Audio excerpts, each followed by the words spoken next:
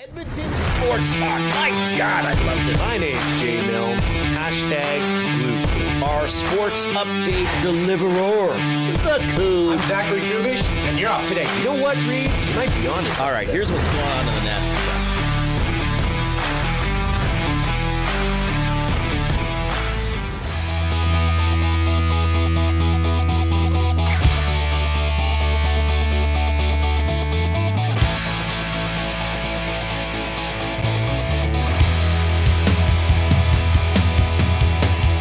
All right, so something strange is happening to me, and I'm not sure what to make of this.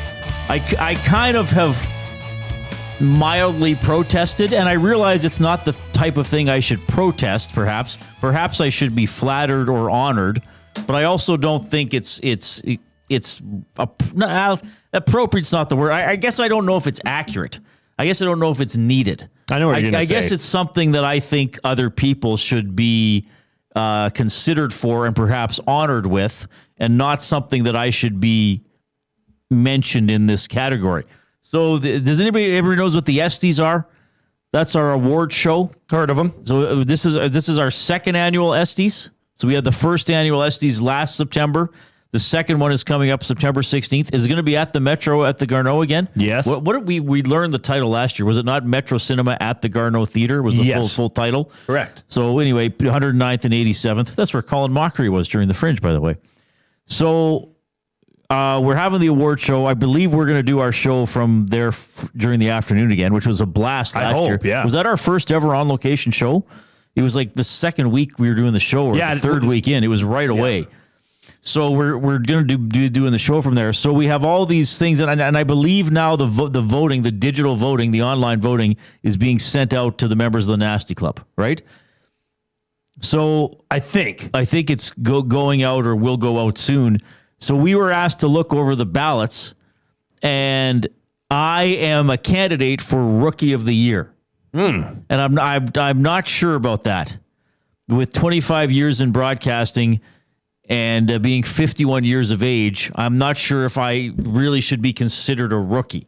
Now, the candidates are Hernan Salas, who's also an experienced broadcaster, and our Jasmine, who's on the Hangout, and Ben Thompson, who, they're rookies. So I'm not sure that I belong in that category. Like, do I say something? Do I tell Matt to take me out? I really hope people are like, well, we can't vote for Reid. He doesn't belong here.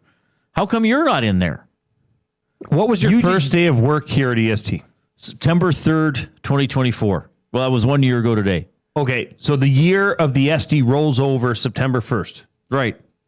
So given that your first day of work here was September 3rd, you would qualify as an EST. So it's only Rookie EST of the year. rookie. Yes. So if Brian Hall came to work for us, that's correct. Next year he would be up for Rookie of the Year. Yes. Okay. And he would accept the SD on a plate of ribs. Because that's right. Okay, I got to tell a Halsey story now. So, first of all, Halsey's great for telling stories, and I do that kind of weak impression. But it's out of love, right? Because he's such a legend. Icon. So this was before I knew him. So this would have been in February of 2002. So I was working in Lloydminster, and I was working I think our late shift was 2:30 to 11:30 or something like that. So I hadn't gone into work yet. But that morning, Becky Scott, who is from Vermilion, so we covered her, won. It might have been the bronze medal in Salt Lake that then later got upgraded to gold when other people got busted for drugs. So she won so that's a huge story in Lloydminster Vermilion area. And also that day, Nealon Green got traded to the Saskatchewan Roughriders because over 01, Jason Moss had replaced him as the quarterback. And I think the Esks got Dan Comiskey for sure, maybe a draft pick. I can't remember if they got another receiver or backup quarterback, but pretty significant trade, right? Because a year prior to that, Nealon Green was the next guy. And now he was being traded to make room for the next guy, who then later got replaced by the next guy, Ricky Ray. Anyway.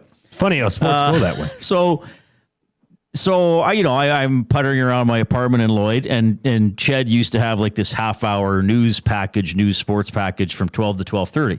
So Halsey was on, I can't remember, 12:10, 12:15 or something like that. And I was like, well, I got to hear what Halsey has to say, and I assume they'll have clips from the Nealon Green trade and whatever's going on. So Halsey comes on and, leads with the trade. All right, I got a big deal here. And, he throws to clips of who the Higgins, I guess, would have been the GM, coach and GM. I can't remember if he was both. And he's got a couple clips. And, how about this? The Alberta girl, Becky Scott, she's, tells us, that unique style. Yeah. And I'm like, wow, like he's all, and he sounds so like Halsey in his prime, and his prime lasted a very, very long time. He was very lucky and very good. When he was such a good storyteller and made you feel so involved and could make you feel like you're involved, like you're invested in all this stuff, and you're right there with Nealon and you're right there with Becky Scott on the, like was so good. So it's like, okay, he goes through those two stories, significant part of his sportscast. I'm like, yeah, he's all over this, like big day. And he goes, what else is going on today? Oh my God, we got another huge story today. And this is a big one. I'm like, oh my God. Like for, Northern Alberta, Edmonton, it's like quarterback trade. Small town girl wins Olympic medal. And there's another big story, but it's third, but it's such a big day. But what else is going on today? This is just such a massive day. It's Tuesday and it's $6.99 ribs and total. It was the third story in his sportscast. It was the six. What were the ribs? Were they $6.99? I don't know. This was over 20 years ago. It would have been a lot cheaper to eat. Maybe it was $9.99 ribs at Tony Roma's. So anyway, where was I going with all this? Rookie of the year. Rookie of the year. Yeah, Halsey would be up for Rookie of the year. Caster 1990 says, Reid, actors ask not to be nominated for the Oscars, so I don't see why you can't ask to be removed from consideration. No. Why would you do that? Mitchie says, AI overview. A rookie is a person who is new to an organization, activity, or field and lacks significant experience, often in the context of a new job. So I am new to the organization. Despite my performance some days, I do not lack experience in the context of a new job. So I don't know. You're a rookie. I don't know if I heard most of Hernan's show. I don't know if he had talked about it a lot. I don't think neither one of us would be comfortable winning. I could do a Marlon Brando. What is it? The 72 or 74 Oscars. He refused the Best Actor award. Right. I could do that. You could. That would be drama filled. Just throw it at a Wannock. Because I was already here doing Hangout. I was here. Well, that was my question. Sporadically. Yes. So I was not. You're more of a rookie than I am. Wait, who won last year? Oh yeah, YouTube Trev won last year's Rookie of the Year. Over Coop and me. Oh, you were up for it last year. Yeah. Okay. Apparently. All right. Well, anyway, I don't think it would be appropriate for me to win. I disagree. Oh, okay. You will get my vote for what it's worth. I mean, you're the host of the show I'm on. I feel obligated to that. I feel honored to vote for you. I mean, let's face it. By the rules, you are a rookie at EST. Okay. So, well, that's a new experience for me. What I would say is I would just receive it with honor and dignity. And who knows what emotions will overcome you if you should win that. Perhaps I'll become verklempt. Coveted Estie. Or I could just do impressions. Okay, this is Bob Layton getting the award. So a 51-year-old man is up for Rookie of the Year. What kind of a shady organization is this? Where I come from, a rookie is a first-timer, a kid, a newbie, even a snot-nosed punk, but not some walker-using 51-year-old. Get your head out of you-know-where, Matthew Wannock. Take that name off the ballot. I'm Bob Layton. I just did an editorial right there. That's an editorial. People just tuning in would be like, oh my God, Bob Layton's on. That's fantastic. The coup was in the nasty chat. He says, Jay was nominated last year. Plus, it's not just about you, Reid. It's about listeners wanting to give you love should they vote for you. Okay. Well, I will accept Lug. Well, is the Bookbinder one of the rookies up for this award? The Bookbinder is part of, is it Moment of the Year or Rant of the Year? It wasn't really a rant. No, It might be Moment of the Year. something of the year. I do think and that the moment of the year happened on this show, but it wasn't the bookbinder. I think it was Colin Mockery doing improv. That was spicy. I was going to say doing improv on the spot, but that's kind of improv. That is improv, I believe, by definition. Jen Cool says, Gager is getting my vote. He has improved so much. Not up for Rookie of the Year. Not up for Rookie of the Year. It's me, Hernan. Gager's been here longer than any of us. Yasmine, as I like to call her, and Ben Lagunas, Ben Thompson. Benito. So anyway, I'm up for Rookie of the Year. Is tonight so is this the day everybody has their draft for fantasy football? No. Oh, okay. No. They've been going on for the last 2 weeks. It's not. I mean, there are plenty, I'm sure, that will happen today. Heck, there's even some that in my league we used to do it the day of the first game. So what? Okay. And everybody would take the day off. Well, Eric has his own fantasy league that I was invited to that we're doing tomorrow morning as well. Eric, like Lieutenant Eric? Lieutenant Eric. Oh. Okay. All right. But what's the big, is there a big night for fantasy football drafts where most people do it for the NFL? Probably the weekend before the I'm first only week. in one league. Yeah, when did you do yours? I want to do it tonight at 7 and it's on my phone. It's not in person, so I'll be just sitting there scrolling and picking players. Yeah, I'm a big proponent of the in person. You know, you get to jeer and boo each other, and I like that. You did one in a garage. In my garage, we talked a little bit about it on. Or did we talk about it? No, it's been. Haven't seen you since then, other than yesterday. So when did you do it? Last, not this past weekend, but the weekend before. You did it a week Sunday. and a half before the season starts. Yes, sir. Okay. And everybody was there in person? 11 of the 14 people. And how did the other 3 do it? Online, on their so computer. they were there doing it live? Yes, oh yes. Okay. So do you make a little barbecue out of it? Do you have ribs? We had ribs. I'm not even kidding. Ribs and burgers. Halsey delivered them? Halsey, yeah. You guys have fun. We had ribs, burgers. We had libations. It was a great day. So you made an event out of it? Yeah. See, that would make me not want to participate in the league. Well, yes, for people like you, it probably would deter them from the league. Yes. I'd be like, it's enough for me to spend 5 minutes checking my lineup once a week. I don't need to go to someone's house for the draft. I'm good, leave guys. me alone. Count me out, please. I've become and I was talking about this with Dustin this morning, and Eric, who I said sounded like the love child of Gilbert Gottfried and Kathleen Turner. That voice is something. People still know who Kathleen Turner is, and that for a while she was considered a very sultry actress. That voice, Do people still know that about Kathleen Turner? I don't know. Click write the initials KT in the nasty chat if you're a fan of Kathleen Turner's sultriness. I just find fantasy, I can remember playing, I think the first fantasy football league I was in was with Jay Onright and RJ Broadhead and Derek Bidwell in the summer of 1999 or into the fall of 1999 in Global Saskatoon, and probably some other people. It's not running anymore? No. It fell apart? We just did it that one year. But I just feel fantasy football has become so huge, and it's almost as if you can like football a lot, like the NFL a lot, like the NHL a lot, like Major League Baseball a lot. And then if somebody says, well, do you play fantasy, and you say no, then they're like, oh, okay. So there's limits to your fandom then. Hey, you don't play fantasy sports. Like, I don't know. I don't think liking fantasy sports is an expression or indication of how much you like a sport. And quite frankly, I don't think being successful at fantasy sports is even an indication of your actual knowledge of that sport. Well, no, a lot of it has to do with luck, pure luck. But yeah, you can. What's the people that are all over the waiver wire in your league? Yeah, like I never use the waiver wire. I have a team and it's set.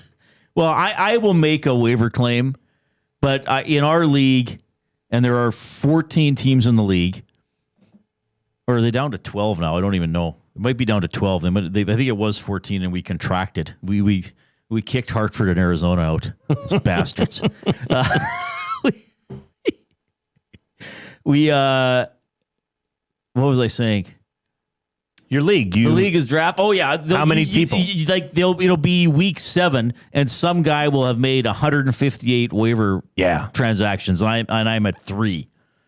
So yeah, I just there's only so much time that I can put into it. I find I feel as if the payoff for me of winning a game or even winning the league, and yes, there's money. And if the winner of our league would get a few $100, it's $75 buy-in. Yeah. I just feel that's not worth it for me to spend a lot of my free time scouring the waiver wire and reading about who's going to get an extra 3 yards rushing. It's just as much as I like sports, and I'm lucky enough to host a sports talk show and cover the Oilers and the Elks firsthand and all that kind of stuff. I don't know. It's lost some of its appeal to me over the years. Maybe it's because it's just too big, and I'm like, okay, I can't. I'm not as into it as everybody else, and I don't want to try to keep up. So I'm just going to pull back a little bit. I don't know, but hasn't it become a little too much? Absolutely. I had to cut down. I was in 2 other fantasy. There's 3 total. I was in 3 pick'em pools, and it just ruins everything. The one is enough. One is enough, and I'm not really all that active in it. Okay. I'm not the trade guy. I'm not the waiver guy. I'm just happy setting a roster that I think is good. Okay. Unless injuries come into play, then you have to replace some players. Sure. I won't be the derelict guy either. I'm bordering on that. Okay, well, then you should consider leaving your league. Well, right. Yeah, I should. You should quit live on the show. I should make my first round pick tonight and then be like, you know what, guys, I'm out. No, I don't want to do it this year. Make your first round pick and then go auto draft for the rest. And trade it. Yeah. Yeah. Well, probably uses AI now to make the best pick, right? Like we were drafting with a guy who out of 12 teams, he was the only guy auto picking, and his first 4 picks on the auto draft were pretty good. And then he started picking. Well, yeah, auto draft will give you the best available. Draft, for sure. That's not necessarily AI. That's kind of how I think they've had that for a while. All right. So, here's what we're going to do throughout the course of the show today. Jay and I are going to design the simplest fantasy football league we can think of. And then we're going to draft players and keep stats by hand. Yes. By hand. Yes. No computer wig-a-wag. Simplest and oddest? Yes. And then we're plus going to do a straight other pick'em type pool for fun. You and I are going head to head. We're going head to head in both of these. Interesting story here. The Los Angeles Clippers have released a statement after a report from Pablo Torre saying that Kawhi Leonard, former Raptor, well, for 1 year, right, has a $28 million endorsement deal with a tree planting company funded by the owner of the team, Steve Ballmer, and that this tree planting company, I think they're saying the tree planting company might not even exist, but certainly saying that Kawhi Leonard obviously does not receive $28 million to endorse or work for this tree planting company. This is a way to circumvent the salary cap. Yeah, the tree planting company was actually deemed fraudulent. Right. They raised fraudulent funds and changed the books to raise these funds from investors. So, yeah, if this is deemed to be true by the NBA, I would expect that there's going to be massive repercussions for the LA Clippers. Like, massive. I feel bad for the trees. I really do. I mean, think of how many innocent bystanders got clipped here during this whole transaction. You're telling me you're planting hundreds of thousands of trees a year and you're not. That's who's really losing. That's what's really here. sad. Mm-hmm. Yeah, because if he's getting like 8 cents a tree, that's a lot of money. So we're going to tie this into a local story here. And I wish we knew somebody that was a tree planter. Yeah, if only we did. Well, you know him. I don't know if he knows you. He sure does. Even though he called your games. Yeah. Our off-topic topic for William Huff. Since 1952, William Huff has provided industry-leading advertising solutions for thousands of valued clients. Their unparalleled customer service combined with decades of industry expertise and a desire to make every job the very best can be is what they call the William Huff Advantage. Visit their website at williamhuff.com or give them a shout at 780-454-4536. What local, so local, meaning Edmonton and area side job, could Daryl Cates give Conor McDavid to circumvent the NHL salary cap? So we want suggestions for this. The more humorous and or convoluted, the better. What local side job could Daryl Cates give Conor McDavid to circumvent the salary cap? McDavid, working on an extension. I would think he will have it soon. I don't think it's going to drag deep into the season. But, so McDavid signs for $16 million a year. Oh, but Connor, what about this? I think Connor could be the guy who checks, are you actually taller than this line, getting on rides at Galaxyland? Ooh, that's a good one. Yeah. That would require work. You would have to show up. You'd have to be present. But I see that could add some depth and layers to the actual T4 that would come from it. How about the snow Edmonton snow clearing crew that he's responsible for, but it only operates in July and August? Probably wouldn't have to do anything. Probably. Most years. Most years. Well, I like the idea with actual snow during the winter time, maybe mid-January, because Connor McDavid has his heated driveway. He can shovel the snow off Daryl Cates's driveway and do the work that way. That's great. That would be a good connection. Yeah. I like that. Yeah. He could also be a pharmacist order filler at Rexall. But there's a connection. No longer owned by, yes. But, he could massage that Daryl one could pull and some say, strings. Yeah. What about this one? I got a young guy here. It doesn't sound like Daryl Cates at all. I got a young guy here. What about the dolphin trainer at West Edmonton Mall? That's pretty good. That would be good. What do they have? I think it's sea lions now. Yeah. Or could train the turtles to skate as fast as he does. Are there turtles somewhere at the mall? Oh, I'm sure there is. Well, maybe just wild turtles roaming the underbelly. A wagon ride operator at Fort Edmonton Park. Mush. Yeah. That's a good one. That'd be good. So, I can see him doing that. You give us your suggestions. Again, the more outrageous and humorous, the better. The off-topic topic for William Huff. What local side job could Daryl Cates give Connor McDavid to pay him a little bit more or a lot more and circumvent the NHL salary cap? I have to get to something here before we go to break. This will be a fun topic. I'm sure there's going to be lots rolling in to the River Cree Resort and Casino inbox. This is from Barry the Cheater. Hi, Reid. Jay, I'm having a bit of a rough day. But it would really kick it back up into awesome if you played the Paul Stanley Scream. Would I be able to get a Paul Stanley Scream, he says. That's what we do here. There it is. That's the beginning of Heaven's on Fire. Make dreams come true. If that's all it takes to lift up your day, we're happy to help for sure. So here's how you can get in touch. If you want to talk about the off-topic topic, about fantasy football, about the Elks, about the Oilers, we are scheduled to have new member of the Elks offensive line, Carter O'Donnell, on the show at about 20 after 5 this afternoon. At 20 after 4 this afternoon, week of the Labor Day Classic, I used to do this on Inside Sports as well. It's great to get an alum or two on the show. Hey, what are you up to after football? What was the Labor Day like for you? What do you remember about the rivalry with Calgary? All that kind of stuff. Aaron Fiacconi is going to be on the show, former O-lineman himself, now a member of EPS. So, I mean, that's always an interesting transition. What's life like as on the police service? So he's going to join us. All right, here's how you get in touch. 780-218-9999. You can text the afternoon inbox presented by River Cree Resort and Casino, home of Tap 25 restaurant, where the entire menu is 50% off 7 days a week from 2 to 5 p.m. You can email j@edmontonsportstalk.com or reid@edmontonsportstalk.com. You can post in the nasty chat with us and with each other. That is the chat stream that we have going on YouTube. Of course, maybe you're listening on iHeartRadio or on TuneIn Radio. Those are great streaming apps. We thank you for doing that. If you checked out the Nielsen Show this morning, thank you for doing so. It is on Cruise FM, 6 a.m. to 9 a.m. every weekday now, as of this morning, the Nielsen Show with Lieutenant Eric. So just another way to consume us. It doesn't change their programming. It doesn't change the rest of the day here at Edmonton Sports Talk. We still have all the same YouTube and streaming apps, and they, quite frankly, they do in the morning. So maybe you've already been like, I'm used to getting you guys on iHeart or YouTube. That's fine. You don't have to listen to Cruise. But, listening this morning, there are a couple of people say, hey, I got an older car. I don't have the Bluetooth. It doesn't connect very well. Now I can listen to you driving to work. Then that's great. And again, spread the word.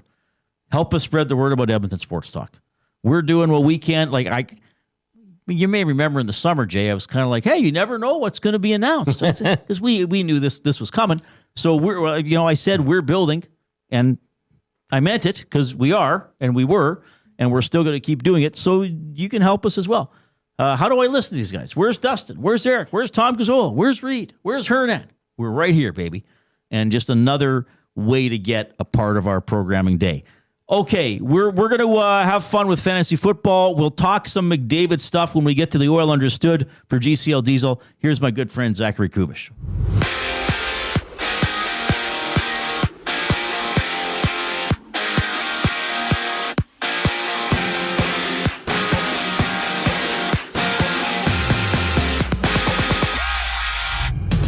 In the majors, Toronto hosts Cincinnati to wrap up their 3-game series. Jays finding a 12-9 win last night with Shane Bieber getting the call today. First pitch goes at 4:40. And 2 games are live right now. The Rangers trail the D-backs 2-zip entering the 6th inning, while the Orioles notched 6 runs in the 3rd inning to take a 7-0 lead against the Padres. They're midway through the 4th. After that, Boston plays Cleveland while the Yankees meet the Astros. Boston and New York sit both 2.5 games back. The Jays for first in the AL East. Boston's in action without the rookie Roman Anthony, who could miss 4 to 6 weeks with an oblique strain he sustained last night. And from the U.S. Open, Felix Auger-Aliassime has punched his ticket to the semifinals in men's singles action after beating Australian Alex de Minaur 3-1. His opponent is to be determined. Action for Auger-Aliassime continues on Friday. And on the court, there's 2 WNBA games. LA and Atlanta kick things off at 5:30, while the Sun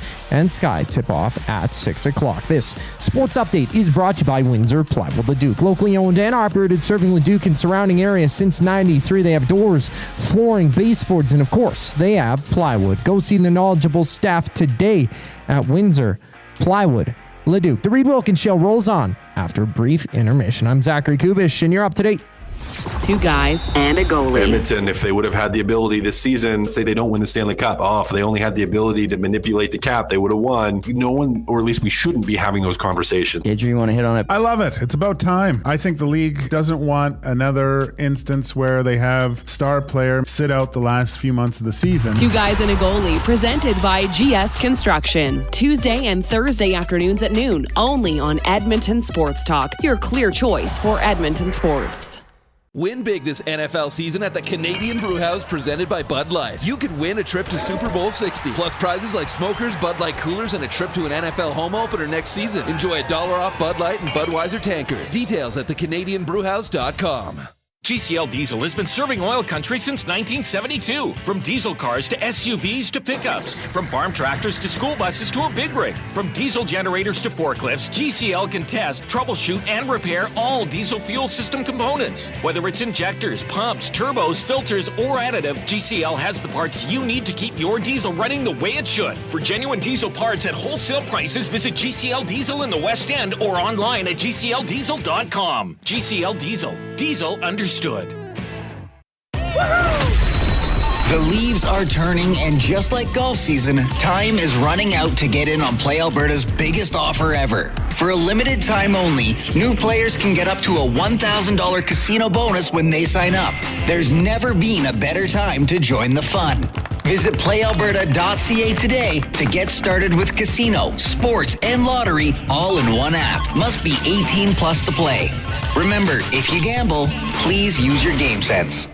Back to school? Really?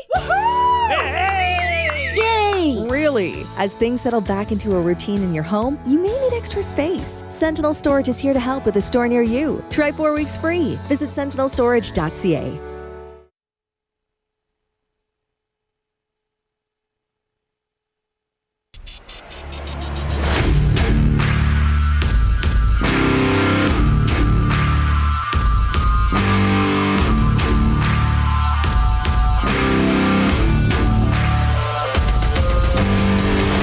All right, thanks, Coob. Hope everybody's having a great afternoon. Along with Jason Milne, the glue guy, I'm Reid Wilkins on Edmonton Sports Talk, your clear choice for Edmonton sports. As always, we are pleased to be coming to you from the Banquet Studio, craving a late night snack? Check out the Banquet's new late night happy hour menu, Sunday to Thursday, 9 p.m. until close. Enjoy favorites like sweet and spicy lettuce wraps or the Banquet Burger at happy hour prices. The Banquet. Get real, play hard. So we're having some fun. Well, we usually try to have fun with it. The off-topic topic for William Huff, and this is inspired by Kawhi Leonard getting $28 million, well, I guess allegedly still, reportedly, $28 million from the Clippers for endorsing a fraudulent tree planting company, also owned by the owner of the Clippers. So our off-topic topic is, what local side job, in air quotes, could Daryl Cates give Conor McDavid to circumvent the NHL salary cap? Well, there are some creative answers coming in here. Richard says a Zamboni driver at the Cates House hockey rink, right? I mean, who would verify there is that rink there. Yeah, that's a good point. Brent P says Connor driving a snowplow. No one is getting up in the middle of the night to Mr. confirm. Plow, that's my name. That name again is Mr. Plow. Wasn't that the theme song? Yeah. The jingle Homer had? Tube Sock's keeping it real. He says he could be a Donair shop greeter. Oh, and all he would say is, "Hey there, boss." That's really good. That is really well. That's really written. good. A Donair shop greeter. I like that one. And that's Bones, very Edmonton. Bones says Connor could be the Lieutenant Eric voiceover actor for days like today. Oh boy, when Eric was sounded a little different. He's fighting through it. He looked good after the show. He said he's doing better. He doesn't. He's not sick. Like, he doesn't feel ill. No, he just has no voice. He was starting to sound better before he left around noon. Mitchie says McDavid could be a skate sharpener at United Sports. Yeah, see, we like the Edmonton specific stuff, where you mention a neighborhood or a business or a part of town, something like that. Like, we like. What about how about this? Well, I don't know what the exact, like an assistor, like helping people with the corn maze. Like a tour guide. Yeah, but hey, I'm stuck, and he kind of. I heard that. Maybe, have you tried going this way and this way? Just saying, that might work. He flies in on a... He's on a drone. He's on a drone attached to it. He's like looking above the corn maze. Like Inspector Gadget. He's looking above the... Yeah, he's above when the corn helicopter maze. came out of his head, and he would just... He's like, you look lost. From here, you might want to go left at that next junction. You might want to hang a Louis. Yeah. He could help on the excavation. And that's another assist for Conor McDavid. He's not just getting him on the ice, he's getting him in the corn maze this summer. You do have more than one voice. You just established yes, that. Yes, I have one voice that is basically the bookbinder, the River Lion, the Bond villain, and Patrick Stewart as Captain Picard. That's pretty much the same voice. No, and what about Hans Gruber? Hello, McLean. I guess that's slightly different. Yeah, so you have three voices. Yes. That's Do good. I? That's building blocks. And my you own. have Halsey. And my own. No, you have four, because you have Bob Layton. Bob Layton, yes. You have Daryl Cates. No, that's not a voice. You just did it. Yeah, but that's not refined. That was just workshopping. Well, buckle up, Buttercup. Let's go. You've got Halsey. Bob Layton. You've got the bookbinder, and you've got Hans Gruber. You've got four Gruber voices. is a little different. I am an excellent voice impressionist, Mr. Milne, and I suggest you remember that, or it'll upgrade to kidnapping. What? Chill out, Hans. Rip Van Winkle, the nasty chat. Conor McDavid's side job, Edmonton Talus Balls tour guide. That's good. That's good. That's one of the better ones. We've had a lot of good ones. But And he would take you into a secret entrance that you would then, through Fort Edmonton Park, that you'd come up under the bridge and into the Talus Balls. There's a secret rail. Yeah. So then you'd be on the inside of the balls. A guy got stuck in there. Was it last summer or the summer before? Remember a guy got stuck in the Talus Balls? It's like, what are you doing, dude? Like, don't go in there. Well, it's like a moth to a flame. Those balls attract you. For people of a certain intellect. That like balls. I don't know. I guess, yes. Big shiny orbs. That's where you go. To the big shiny balls. All right. We are fired up for Gemco Fireplaces, proudly serving Edmonton and area for 45 years. The authorized dealer for Napoleon Fireplaces. Whether it's gas or wood burning, look no further than Canadian-made Napoleon Fireplaces. All the Napoleon products you need are available at Gemco 9281 50th Street. Sorry, I'm laughing because Erico just put in a good one in the nasty chat. Conor McDavid's side job, Lucy's trainer. Lucy the elephant. That would be contentious. Famous and somewhat controversial Edmontonian, not of her own doing. So we want to talk a little bit about fantasy football. Maybe in the next segment we'll come up with our scheme, or maybe later in the show. Does this feel like a goofy show? Yes, I haven't started I'm quite enjoying it. I'm quite enjoying it, and the audience participation is very good. Give us the thumbs up, by the way. Let's see if we can get back into the swing of the fall. Summer's not over, but school has started. NFL hockey, ramping up. I was going to say tramping up. I'm not sure what that relates to. So let's see if we can get over 100 thumbs today. We're almost halfway there already. So don't delay. Oh, I better people want this, right? Click, click, click. Must you click? Please, please click. Must you click? You must click. Thumb, thumb, thumb. So fired up for fantasy football. So I was sitting here like poo-pooing fantasy football. And I did a hit with Dustin this morning, Dustin and Eric. And I said, so my keepers on my fantasy football team, you can have 3 keepers. I think one has to be under 25 or something like that. So my keepers are Josh Allen, Bijan Robinson, and Malik Neighbors, which are pretty good keepers to have. Very good. As I understand it. And he's like, well, you got a good core of your team. And I was like, Dustin, don't call it that. A core are people I could actually talk to and work with or manage in real life. They're my keepers, okay? Well, okay, to Dustin's credit, you can manage this team. Well, you can create a solid core. Sure, okay. So anyway, and so then I thought, I came in this morning, I was talking to Dustin, I'm sitting in his office. He's sitting behind his desk. I'm sitting on the couch he has in his office, quite comfortable. And I said, I think as much as I say I don't pay attention and I kind of don't really care, I said, I think I did pretty well last year. I said, I think I was in the playoffs or maybe even in the semifinals.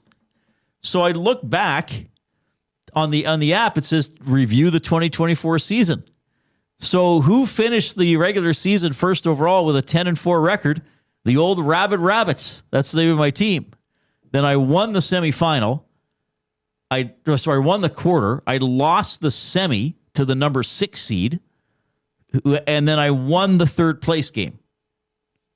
So first overall in the regular season out of 12, 3rd in the playoffs. Didn't get any money. You think you'd get something for finishing, or you can get your money back. You didn't deserve any money. I got finished first overall. Yeah, but okay, you're right. I should have got I should get your money back. I think you at least get your money back. You're right. But how did you not know this until today? I forgot. I knew it at the time. I probably talked about it on the show last year, but then the season ends and I move on. Okay. So you didn't just throw your phone away. No, I knew how I was doing. Okay, I knew how I was doing. Okay, yes. All right. I knew how I was doing. You got to get at least your entry fee. Now my keepers are Neighbors, not good. Jake. Well, I would have kept Jake Neighbors if I could have. Mm-hmm. Allen, not Damon Allen, though I would have kept him. And Robinson, not Larry Robinson, though I would have kept him if I wanted to. And so I draft 10th tonight. It starts at 7. You can do it all on your phone. It'll probably take an hour. We have individual defensive players, which I don't like either. But I've never had it. I've never tried it. But I'm more for the defense. You don't do an app?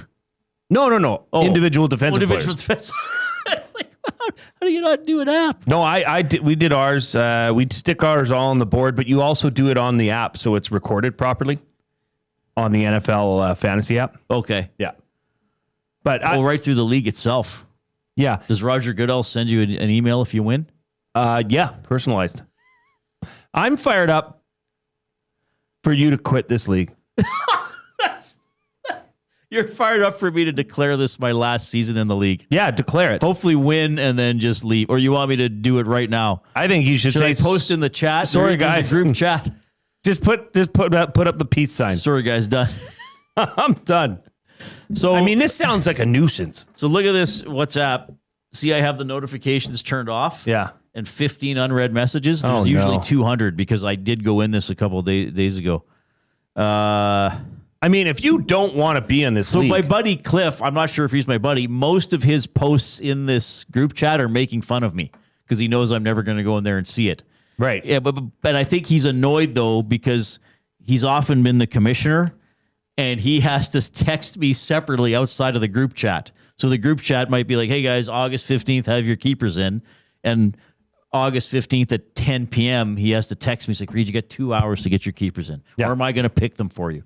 Well, that's the thing. Like, whichever. Either way. If you're a part of the group chat, don't turn it into a personal conversation. Keep it group things. If you want to have a personal conversation. Oh, I think people do. I miss that's way too many notifications. I mean, people are saying stuff. Like what? What's there to say? Well, Jason, this afternoon, I don't even know who this is, said, damn it. Great. I don't know what he's reacting to. That's adding a lot of value. He's just upset. I don't know, Reid. This league's looking to be a potential problem for you. No, it's fine. Not the way you're explaining it. Okay, so do you know who Jasmine is? Yes. She might have talked about this last week on the Hangout, but I wasn't working, and I had to ask her what this was because I talked to her last week. She's in PSL. She's in a PSL league. Yeah, the winner. They instead of Gatorade, they pour pumpkin spice latte over your head. Well, they put ice in it. Oh, iced. Okay. An IPSL. An iced pumpkin spice That sounds like a latte. computer program. That's what you get. It does. Hey, did you get the new download on the IPSL 2026? Yeah. Right next to my Java. So she says she's in a guillotine league.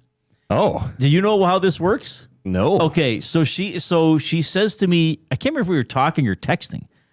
I think we were talking, and she says it's 18 people, and if you finish last, you're kicked out.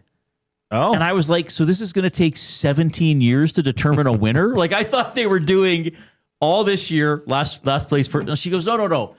It's after each week. So it's not head-to-head, it's total points. And if you're in last place at the end of the week, you're out. And your players will go with you? I guess, yeah. I don't know if they get put back into the pool. They must. They must. And I was like, so somebody's going to be out Monday at 9:30 p.m. or whenever Monday Night Football. Somebody's fantasy season in this league is going to be over. I don't mind that. And I think I asked, I said, is it the worst score for that week or the worst score for the season? I think she said it's the worst score for the season. But for week one, it'll be whoever has the worst week is out. You lost me there. I would be in if it was the worst score every week is gone. No, it's the worst overall score.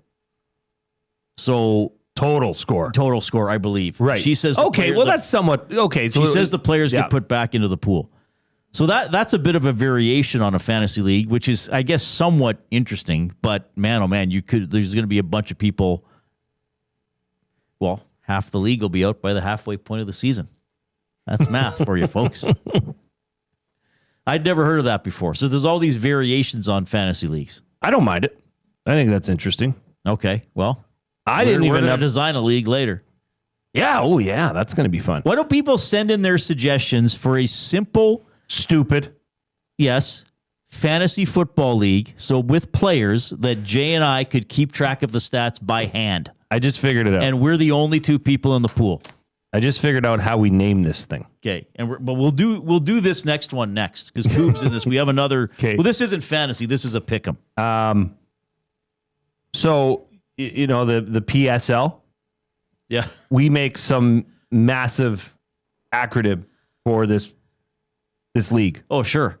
And the SS, silliest, stupidest, dumbest, simplest fantasy league ever.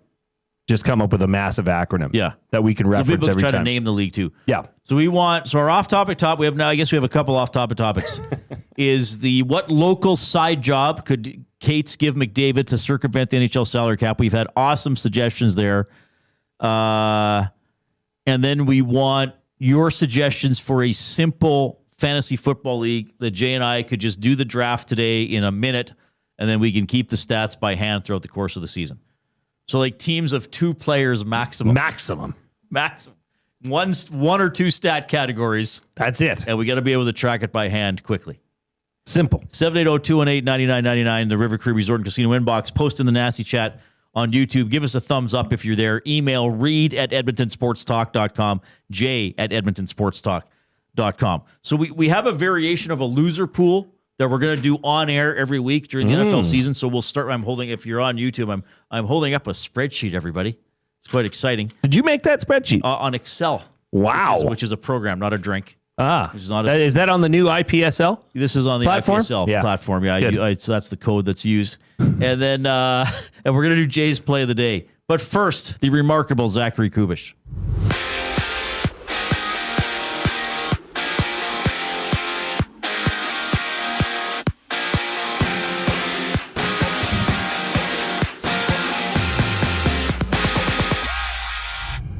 The Jays and Reds close out their 3-game series from Toronto. Shane Bieber gets a start for the Bluebirds, with Toronto leading the AL East by 2.5 games above the Yankees and Red Sox. First pitch for that one goes at 4:40. In Boston and New York are both in action tonight. Red Sox playing the Guardians at 4:45, while the Yankees challenge the Astros just after 6 and 4. Boston rookie Roman Anthony suffered an oblique strain yesterday night. He can be out for up to 4 to 6 weeks. Well, right now, 2 games are live. Baltimore leading San Diego 7-0 top of the 5th inning, while the Rangers trail the D-backs 2-0 entering the 8th. And elsewhere at the U.S.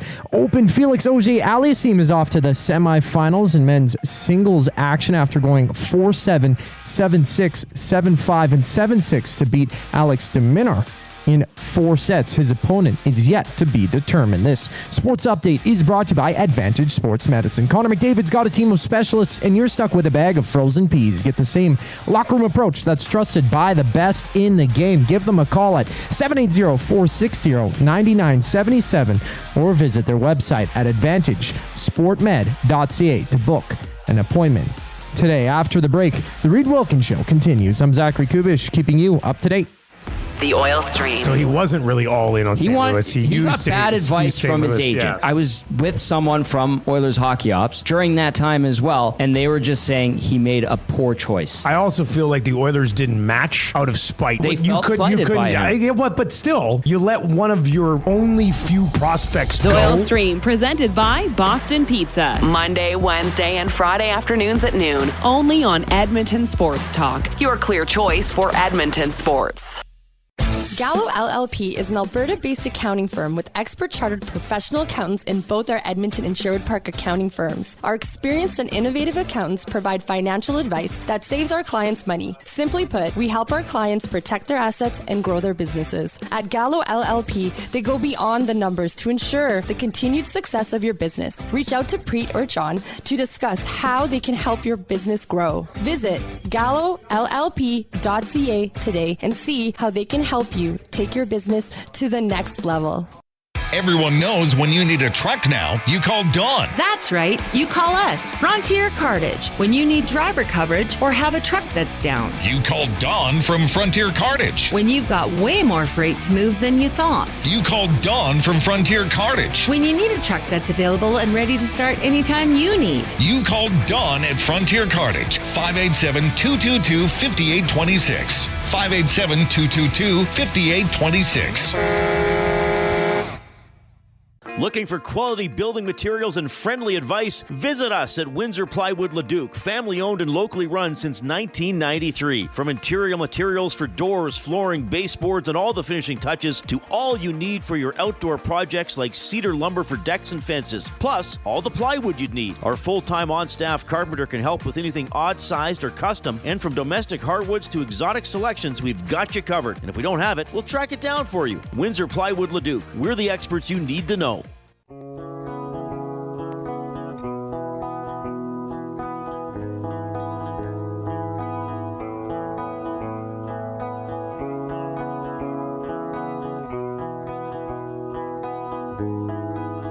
Oh, hey, folks. The Elks host the Calgary Stampeders Saturday at 5 on Play Alberta Field at Commonwealth Stadium. We will have pre- and post-game coverage for you. The Green and Gold kickoff show will start at 4 p.m. on Saturday with my colleague Jason Milne. And, well, I guess Matthew's also my colleague, Matthew Iwanek as well. And then they're on after the game to break it down. We will have new Elk Carter O'Donnell on the show at about 20 after 5 this afternoon. Offensive lineman Mark Cordy was on with Hernan and Gager a couple hours ago. Chris Morris was on this morning with Dusty and Eric. I want to get to a clip. We'll get to it later in the show. An interesting clip, I thought, and a very honest clip, and something I'm glad he said from team president Chris Morris. a little bit later here on the Reid Wilkins Show with Jay Milne. Right now, It's Jay, it's play, he's Jay, it's today. It's Jay's play of the day. It's Jay's play of the day. Jay's play of the day. Presented by Play Alberta, you can skip the flight to Vegas because jackpots are just a tap away. Experience all the thrills of the casino right from your phone with Play Alberta. Download the app today and deposit $50 using the EST exclusive promo code EST Casino for a $50 casino bonus. Well, yesterday we had a little bit of a sweat on Jay's play of the day, but it came through as the Blue Jays held on and won 12-9. It was a bit of a shootout against the the Reds. So we're going back to the well. I like this. I like this play. I like the Blue Jays today. Be nice to get a series win here before they head into the set, 3-game set against New York. That's the Yankees on Friday, Saturday, and Sunday. So we're going back. Jays minus 1.5. Tonight it's been boosted to plus 108. They've got this guy named Bieber pitching tonight, and he's been pretty good. So I think they're gonna handle business. I was trying to throw in a Justin Bieber song reference there, and I realized I don't know any. That's a shame. Oh wait, baby. Yeah, I was gonna say baby. Oh. Is that called Baby? Yes. Yeah. Okay. Love yourself. Yeah. Sure. Always do, Coop. Always do, Coop. Okay. So Jays minus 1.5 boosted to plus 108. That is Jay's play of the day. Head on over to playalberta.ca, click on sports, click on EST specials, and you'll see all the fantastic options over there. Dusty's early bird bet was Saquon Barkley anytime touchdown and Dak Prescott 1+ interception. I like that. Oh, wow. I am so excited now that the NFL season's here. Yeah, it's great. There's going to be so much to do and so many parlays and picks and like tomorrow's play of the day, I'll tell you right now, is related to the season opener. Oh, good. It's got to be. Oh, good. It's got to be. And I know what it is. Can't tell it yet. Well, I'm going to tease it. It's a touchdown scorer and not who you think. Well, I didn't think anybody. Good. Okay. Then I'm right. PlayAlberta.ca. Thank God your brain is empty, Reid. Go to sports, go to EST specials, and click on Jay's play of the day. It is the Blue Jays minus 1.5 boosted to plus 108. And please don't forget to always use your game sense. It's Jay, it's play, he's Jay, it's today. It's Jay's play of the day. It's Jay's play of the day. Jay's play of the day. Possibility of successfully navigating an asteroid field is approximately 3,720 to 1. Never tell me the odds. Whoa, yes. Wow. A reminder that the new promo codes came out. Yeah. Did you read them? Over the last couple of days, they've all been read. Yeah, okay. You can do them. Yeah, deposit 50 to get a $50 free bet using promo code EST Sports. Yeah. And if you want to double it up, deposit another 50 and then get another $50 free bet using promo code YEG50. You will get the... And I think it's 50 with EST Casino as well. Okay, yeah. And just don't forget, the EST specials are the only place, especially if you're into NFL. Dusty and I and everybody here at EST are going to be knocking these out of the park. You will get the best odds in North America on NFL if you are riding with EST specials. So long as you like what we're putting out there, you won't find those odds anywhere else. All right. Remember to give us a thumbs up if you're on YouTube. We continue to get submissions for the off-topic. What local side job could Daryl Cates give Conor McDavid to circumvent the salary cap? Old Gil says Cates just has to hire Lauren McDavid for all team catering from her restaurant for $20 million per year. That's actually thinking. Yeah. And yesterday we said, what's one thing you still want to do this summer? I want to go to Bar Trove, her spot there. Yeah? Still would like to do that. You want to go with me? I'm probably going to go at some point, yeah. This one comes in, first time ever texting in to the show. DP, he says, Conor McDavid could clean the fan park porta potties. Oh, that's a really good idea. Be close to the workplace. Yeah, and of course, part of this, like the Kawhi Leonard thing, it's something he's not actually doing. Well, we can't see McDavid clearing the porta potty. No, he's in the porta potty, idiot. You know? This one comes in from Andrew. Hey, Reid, what's Dusty's office like in the new building? For some reason, I envision it being like Tony Montana's office in Scarface. It's sort of like a dungeon, but there are more sports carts. I guess. Yeah. He's working on it. It's a work in progress. He's done a great job. All right. So that's Jay's play of the day for Play Alberta. So we want to do something that we can continue throughout the year and something relatively simple. So this I've been doing with my mom and dad for over a decade. Okay. It's basically a loser pool. Now, I know a lot of these work on sort of a survivor basis. You pick a team to lose or win every week, and if you fail, you're knocked out, right? This is not going to be like that. We'll do this for the first 16 weeks of the season, starting today. So every week, Hernan has his as well, but I left his sheet in the other room, but he's going to be part of it. So it'll be Jay, Coob, and me. Each week in the NFL, so we'll do it Wednesday or Thursday here on the show, we're each going to pick 2 teams who we think will lose that week. But here's the thing that makes it more of a game. Once you pick a team, you can't pick them again. So if there's a team that you think is going to stink, do you pick them early?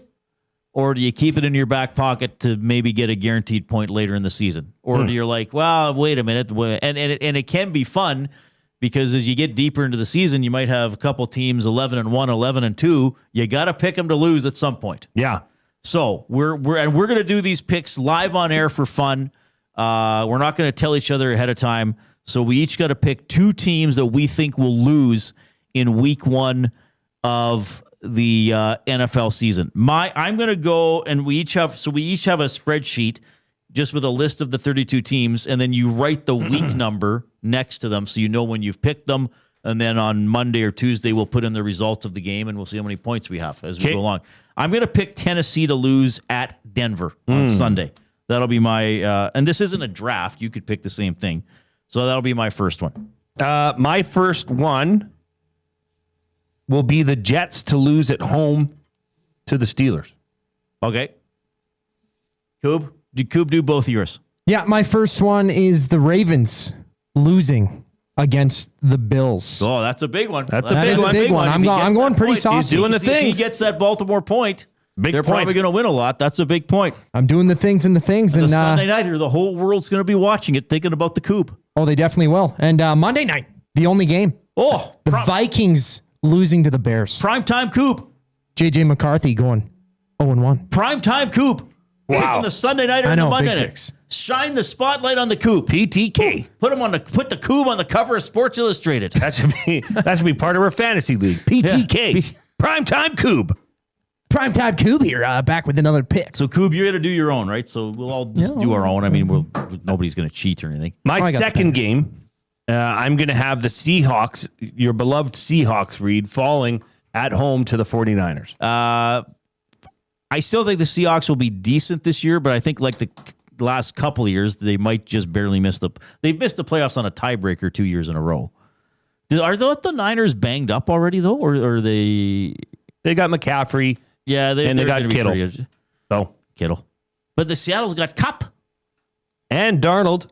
Yeah. Is he better than Geno? Look, Sam Darnold looked great, but he was in Minnesota last year. Seattle's defense might be pretty good, though. But Legion of Doom. Well, yeah, okay. My second one, I actually found it tough to pick a second one. And when I do this, I'm very reluctant to pick home teams when it comes to this. I'm very reluctant to pick home teams. So I'm going to take the Giants to lose on the road against the Washington Commanders. And I know a guy who's a big Commanders fan, so he'll probably be happy that I picked this.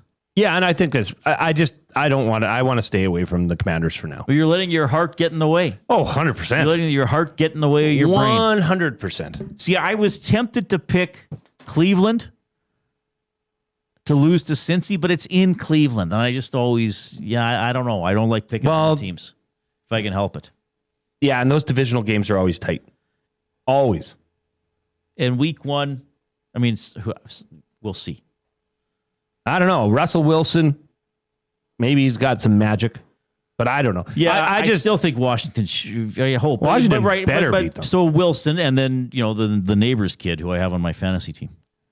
So Dallas, Philly is tomorrow. The Friday night game is the game in Sao Paulo, Brazil. That's Kansas City against the Chargers. Chargers are designated as the home team, but really a neutral site game. And then the full slate Sunday and the Monday night. But we got a long wait to see how Coop's going to do. PTK. He's going full Al Michaels. Sunday night, Monday night, Thursday night, Friday night. And he only eats steaks. I don't mind ribs. Yeah, Al Michaels is a carnivore. Does he not eat vegetables? He has at all? not had a vegetable in his life. So he said. I didn't know that. Oh, just like Dusty. Yeah, kind of. Very close. Similar, actually. Maybe if that's what you want to be, is Both be a do play-by-play? successful broadcaster. Football, Just get veggies out of your life. Al Michaels, it's funny. I know we got a break here, Coop.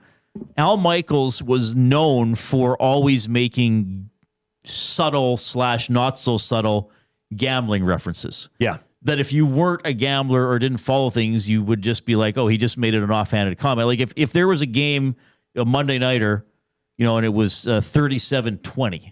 Yeah. That's a high score. Say it was 23-10 and the over-under was 44. And with a minute 30 left, one of the teams kicked a field goal. The team was ahead, kicked a field goal to go up 26-10. And he'll be like, well, that won't affect the outcome for most people.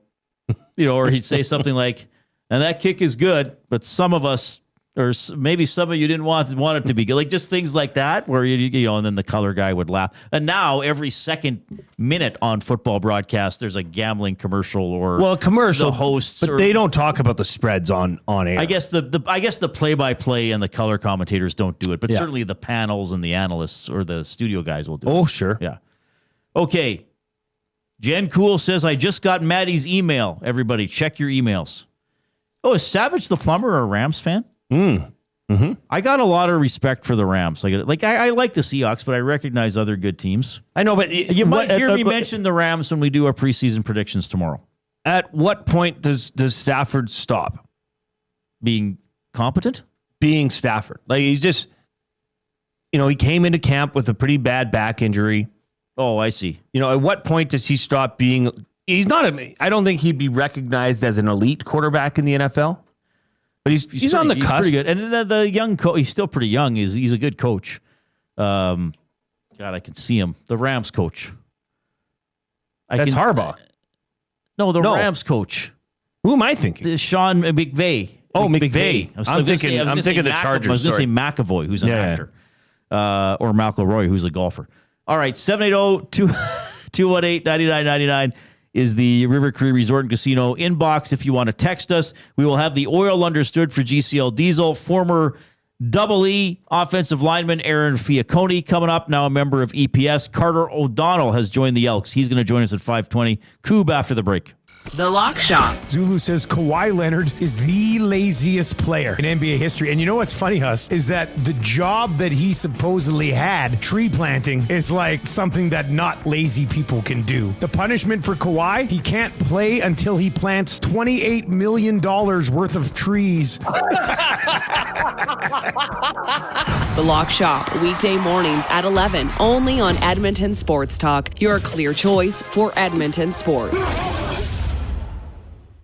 World-renowned top psychic medium and the star of Meet the Frasers, Matt Fraser comes to River Cree Resort and Casino on September 12th and 13th for a couple of special live shows. Join Matt for 2 nights of healing, hope, and laughter. Matt has become a trusted figure for people seeking closure, guidance, and connection with their loved ones. Don't miss Matt Fraser live at River Cree Resort and Casino September 12th and 13th. Both shows are 18+. Get your tickets now at rivercreeresort.com. Lobsterfest is back at the Canadian Brewhouse, Saturday, October 4th at 6 p.m. A pound and a half of fresh Atlantic lobster with all the fixins for just $49.99. Pair it with a stein of Alexander Keith. Details at thecanadianbrewhouse.com. Weiss Johnson, whoa. Looking for a smart alternative to heating and cooling your home? Hi, Dennis from Lease Johnson, your cold climate heat pump specialists. We'll explain how Trane heat pumps offer a reliable, cost-effective heating and cooling solution. Order your Trane heat pump now and take advantage of the Canada Greener Homes Loan Initiative. Trane, it's hard to stop a train. From the most experienced HVAC company around, family owned and operated for nearly 50 years. Visit lease-johnson.com. You've heard the name, but what does it mean? For over 66 years, William Huff Advertising has supplied signage from screen printing to digital to LED with design, production, and install in-house. It's a one-stop shop for all your signage needs. Edmonton owned and operated, William Huff has been trusted by the biggest companies and teams in the City of Champions and many others across the country to do the job. If you're looking for a way to get the word out about your company or event, they are the answer. Go to www.williamhuff.com. Their results speak for themselves.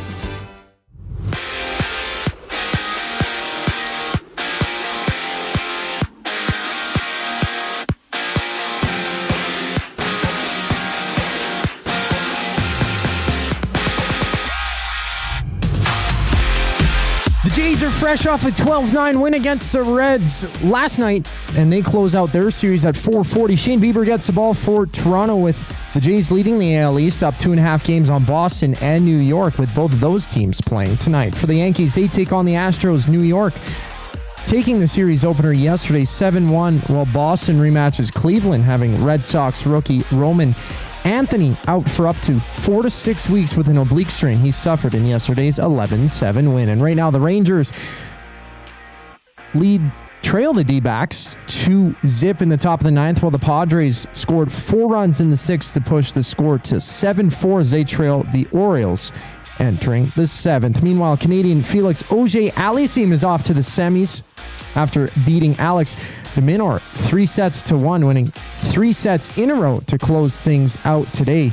He'll get back in action on Friday. I'm Zachary Kubish. That was your sports update. The second hour of the Reid Wilkins Show starts right now.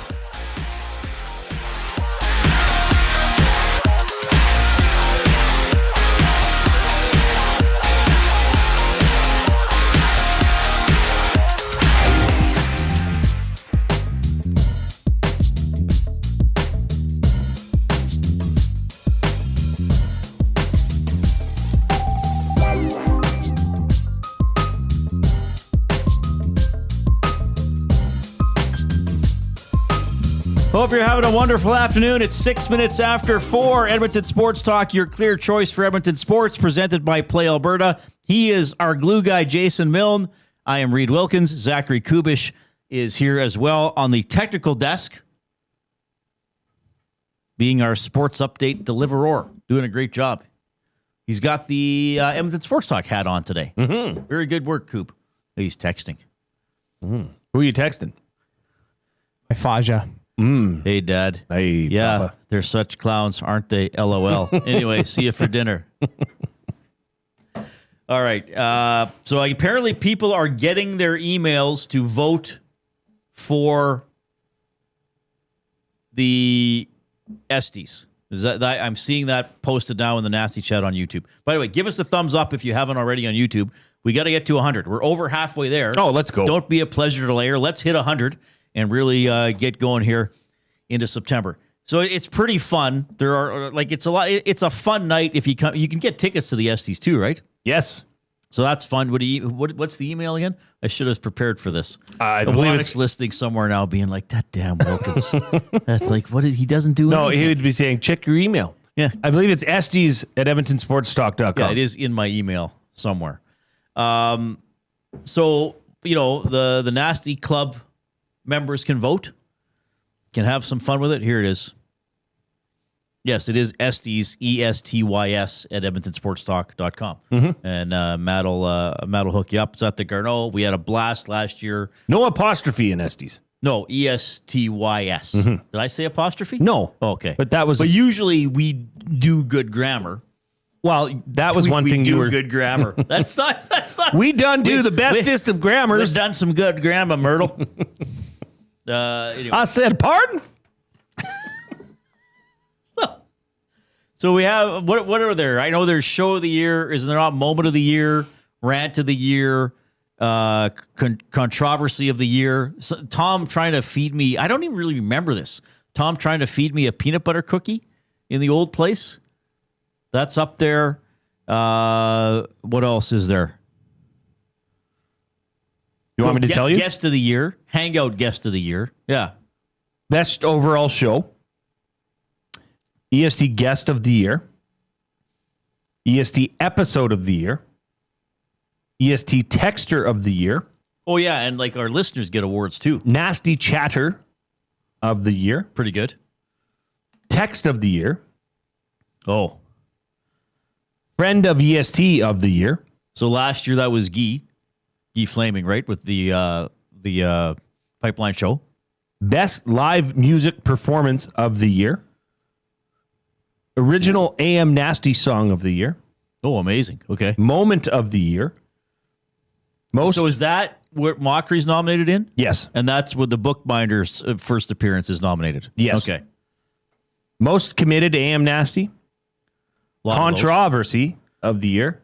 Now, are we enlisted in any other controversies except for me being on the receiving end of a peanut butter cookie? I don't think we were, because we're not those types of people. We don't seek out controversy. I'm listed when bring Dustin people together. When Dustin, YouTube, Trev and I were in a race to 1,000 followers. Oh, that thing, yeah. And Dustin helped remember that. Trev. Yeah. How's that working out for you now, Trev? Oh, jeez. Hangout of the year. Oh, yeah, that's good. Rant of the year. Now, we are not nominated in that. Neither one of us made it. I have 2. You have 2? I think. Oh, I have none. Yeah, I have 2. Okay. One has to do with cuts in school sports. Yeah. And the other, a missed commander's point after. Oh, interesting. I don't even remember those. EST on location of the year. Oh, we got to be up for that one. We did a lot of on location. Yeah, Damon. But then again, there was a lot. Well, I wasn't there for it. David Bunting's backyard. I was on holidays last week. Hangout guest of the year. Event of the year. AM Nasty of the year. Gutsiest performance of the year. Oh, I'm nominated for that one. Well, you should run away with that for your performance of being here with one eye.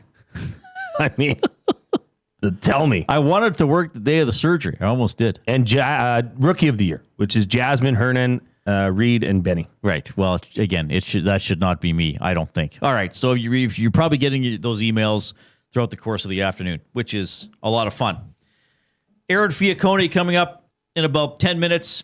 And Carter O'Donnell, new big guy on the Elks OL line. We'll see how his first day in green and gold has gone. He's going to join us at about 20 after 5. The oil understood for GCL Diesel, providers of the best diesel engine components around. From turbochargers to injectors, fuel pumps to sensors, they are the critical engine component experts. Proud to serve Edmonton and Northern Alberta for over 50 years. Now a partner of Edmonton Sports Talk and the Reid Wilkins Show. GCL Diesel. Diesel!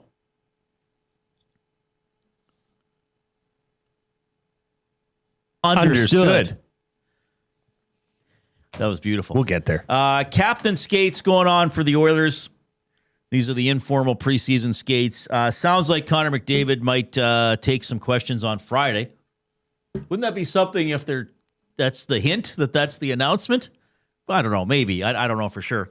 There's this whole contract extension is such a I feel as if it's really dominating the thoughts of some people, like some of our listeners, and I get it. You love the Oilers. He's one of the best players in franchise history. And, he's won Hart trophies. He's won Conn Smythe. He's led them to the finals a couple of years in a row. Sorry, to the final. It's not the NBA. I get the anticipation and the nervousness around it. I still see, I'm not saying this to talk down to people, but I feel like it's worth saying because I still see some people, some other team's going to come in and offer him a contract. He still has a year left on his current contract. He's an Oiler, so he can't leave in free agency right now. If he doesn't have a contract by next July 1st, then he would be a free agent. So, it's an extension. He is an Oiler right now. But I just see, and we saw a lot in our chat yesterday. Well, he doesn't want to sign because the team sucks. Well, he wants to see what their record is after 20 games. I even saw Tom said he got a message today, somebody saying, well, he wants to see how Emberson develops until And I just want to tell everybody, and I know I do this at other points throughout the season, because I want people to be happy, and I want them to care and be passionate about sports for sure, but I also don't want them to have their brain racked or their lives ruined worrying about stuff that they can't control and that should be fun. I think I want to say to people for the Oil Understood is that you can't understand Conor McDavid and his thought process because you're not him. And that's not placing him above anybody or below anybody. I'm just saying we all have different experiences. And Conor McDavid has, I think, one of the more unique experiences that you can have as a human being, is that you can, at a very young age, receive a load of money to play a game. Like, what's the one thing people say about hockey? We get paid. We're grown men who get paid to play a boys' sport. But along with that, for McDavid, there comes a lot of other things like attention and pressure and all that type of stuff. So I think I just want to say, if you're trying to guess what Conor McDavid is thinking, you're probably wrong. And again, I'm not trying to be mean or a jerk by saying that. And I appreciate the passion. But if you're trying to say, well, Conor McDavid won't sign until this happens, like, there's no way you can know that. That's you as a fan trying to think, well, what am I worried about on the team? I bet you that's what Conor's worried about. You know what? I bet you it isn't.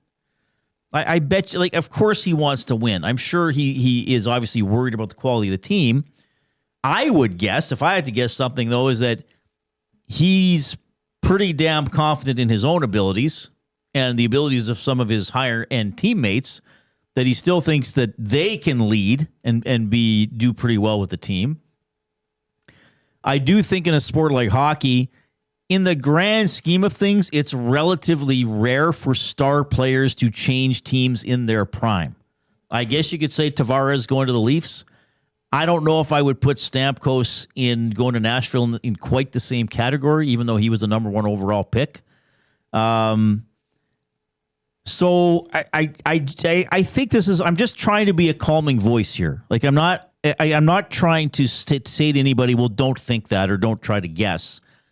But I am saying maybe just shut your brain off after a while about it. Because he's probably going to sign a contract extension with the Oilers probably within a month. Odds are, if I'm playing the odds, I don't know if Play Alberta has odds for the date. Maybe we should ask them to put some up. So, you know, if you're, I mean, we hear from a lot of people on the show, and they're all worried about a lot of different things, and some people don't like certain players and don't like certain coaches. So I think you as a fan, and I'm just saying, pretend I'm talking to you individually, you're projecting your own concerns onto Conor McDavid. Whereas I don't think we can really understand what it's like to be in his position and have his thought process and be able to make that type of money or be the captain of an NHL team or things like that. And part of the reason I say this, and I think we all experience this in our own lives, I know some questions I've been asked for listeners, like, oh, you must this, and this when you're hosting a talk show. And I'll be thinking to myself, what are you talking about? Like, that's the furthest thing from my mind. You probably went to, like, owning a furniture store, running a business. People who aren't in business maybe asked you questions like, well, Jay, what this, and this. And you were probably like, what are you talking about? So, no, you were the Conor McDavid of the furniture industry. Clearly. But I'm just saying, you know, everybody has their own journey here and their own thought process. So trying to guess what McDavid is feeling and then sitting around worrying about it, I just want to say to everybody, it's probably not a productive way to spend your time. I think you can put yourself in a happier spot. I'm not saying don't care. I'm not saying don't think about the story, because it is a story. But I mean, you could keep yourself up every night. Oh, well, Conor. Oh, what if Conor's thinking this? Oh no. Oh, yeah. Oh, it might snow next week. Oh no, he's not going to. Like, just turn it off. Turn it off when it gets to that point. Remember, odds are he's probably going to sign. If he doesn't, we're here for you every day. talk you through it because we love you. That's the oil understood for GCL Diesel. Well done. Well said. Oh, thanks, buddy. I don't know. What else can I add? So is this a public safety and health it is. message? This is my yeah. Yeah, I think it's fair for the day. Yeah, I think that's fair. I think it's easy to go down the rabbit holes of discussion, right? And options, and we do that. That's and fine. what ifs. Yeah, because I think part of it too is you want to be able to at the end to say, "Oh, I was right." And say, "Oh, I knew that was how that was going to happen." Right. Right. I mean, Bruce Boudreau was on the morning show, the Nielsen show this morning, and said that an issue point or like a point of, okay, now you can start worrying would be around Christmas. And that's very reasonable. Well, I'll tell you, that would be way too late for many, 99.9% of Oilers fans. Right. So, but look, everything that you've heard, I mean, you read the exact words he said. Yes. At the orientation camp. Yes. Everything I've heard would lead you to believe what? Well, what we know is that he wants to win. He wants to win now. Yeah. And he doesn't want there to be any distractions. He said that. Well, if that's the case, this is where Conor McDavid's going to re-sign or extend. And it should happen sooner than later. Based off of what he said. Right. So then that's good. Poof, gone. All right. What's next? Right. On to the next story. Well said, Jay. Thank you. That's the oil understood for GCL Diesel. We got the Coupe, and then always fun catching up with Double E alum Aaron Fiacconi when we get back.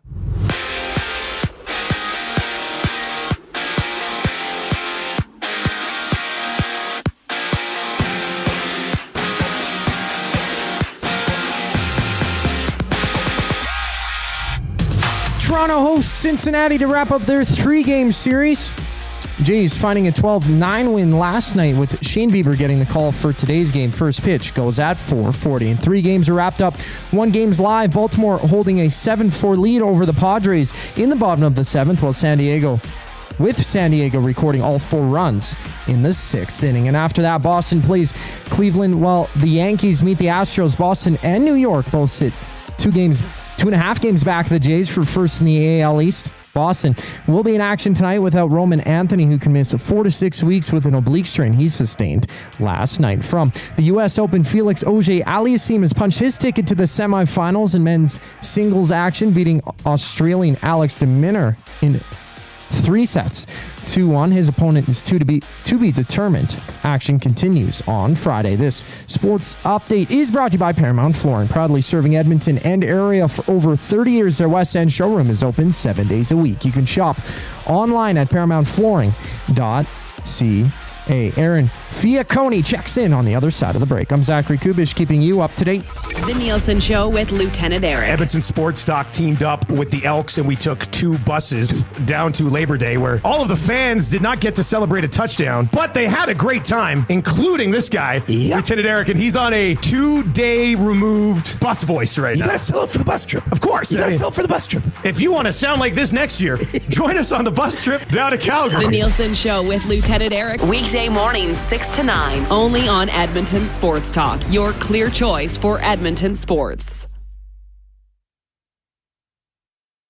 When you cater with Royal Pizza, you're getting the same great pizzas, pastas, and salads you love, just bigger and built for a crowd. Perfect for teams, offices, or parties, Royal Pizza's catering brings real value around $10 per person. Delicious, high quality, and easy. If you like their pastas, you'll love their catering pastas even more. Visit royalpizza.ca or contact your local store for exact pricing and details. So come on home, Royal Pizza, still making it great.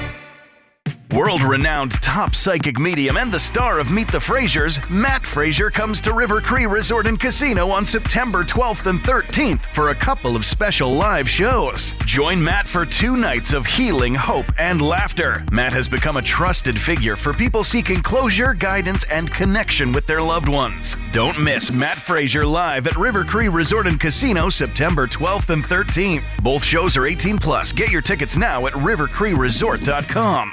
Since 1952, William Huff has been the heartbeat of Edmonton's advertising world. From humble beginnings to a citywide powerhouse, we've been the go-to for signage from print to design and installation. Partnering with Edmonton's top sports franchises and major events, we've helped shape the city's global reputation. Our secret? Unmatched customer service, decades of experience, and a passion for excellence we call the William Huff Advantage. Visit us online at williamhuff.com. September is here. Although summer's entering the 7th inning stretch, the Jays are in full swing. Be ready for the baseball playoffs, and when the fall season arrives, create space with Sentinel Storage, official storage provider of the Toronto Blue Jays. Try 4 weeks free. Details at sentinelstorage.ca.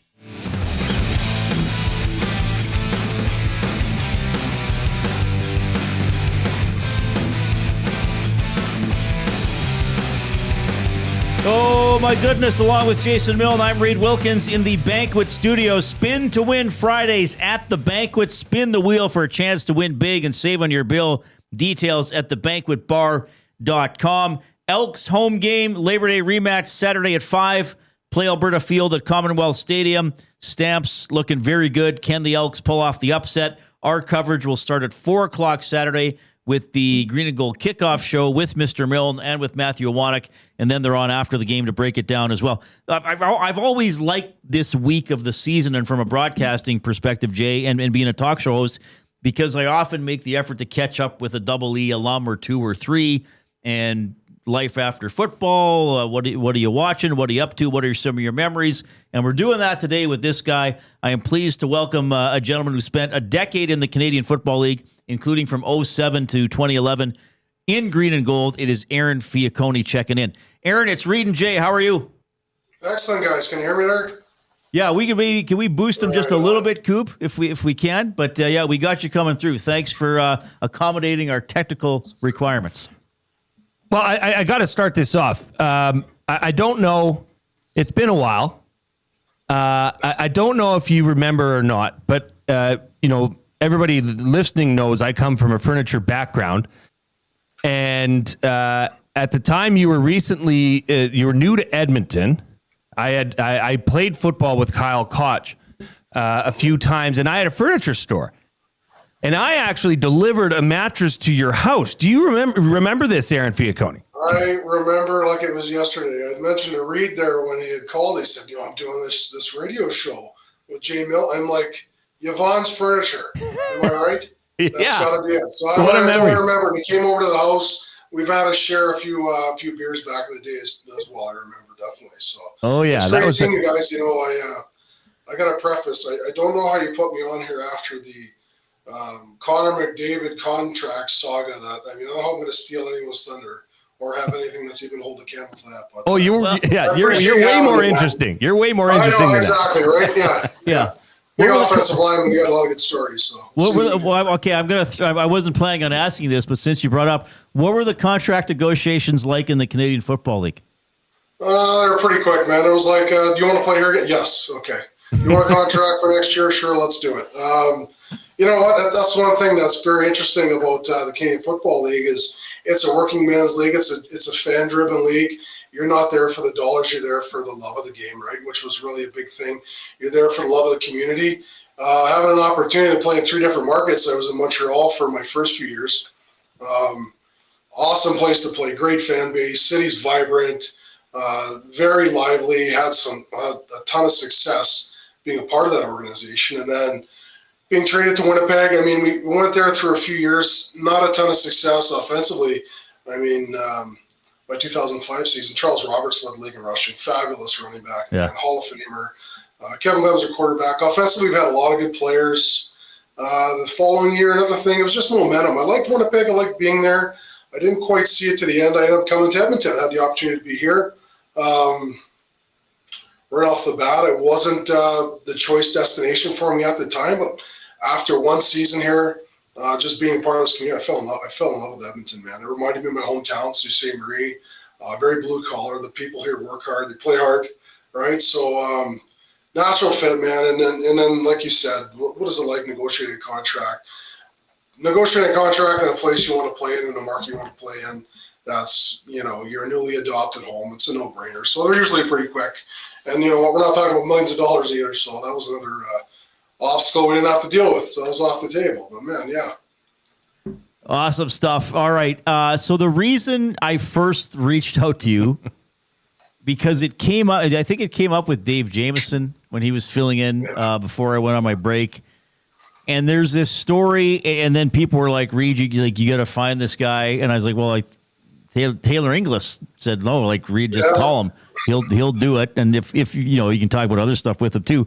So the 09 season, or around September of 09, what is the story about an attempted shovel attack or a teammate getting a shovel to come after you? What's your memory of this? Well, that was an interesting one because that was a 2019 that come off a lot of new changes, a lot of new faces. Richie Hall was our coach that year. He came in, and we had a lot of new personalities on the team. And with new personalities, you got to work out the kinks, and a lot of new faces. And with athletes come ego, unfortunately, right?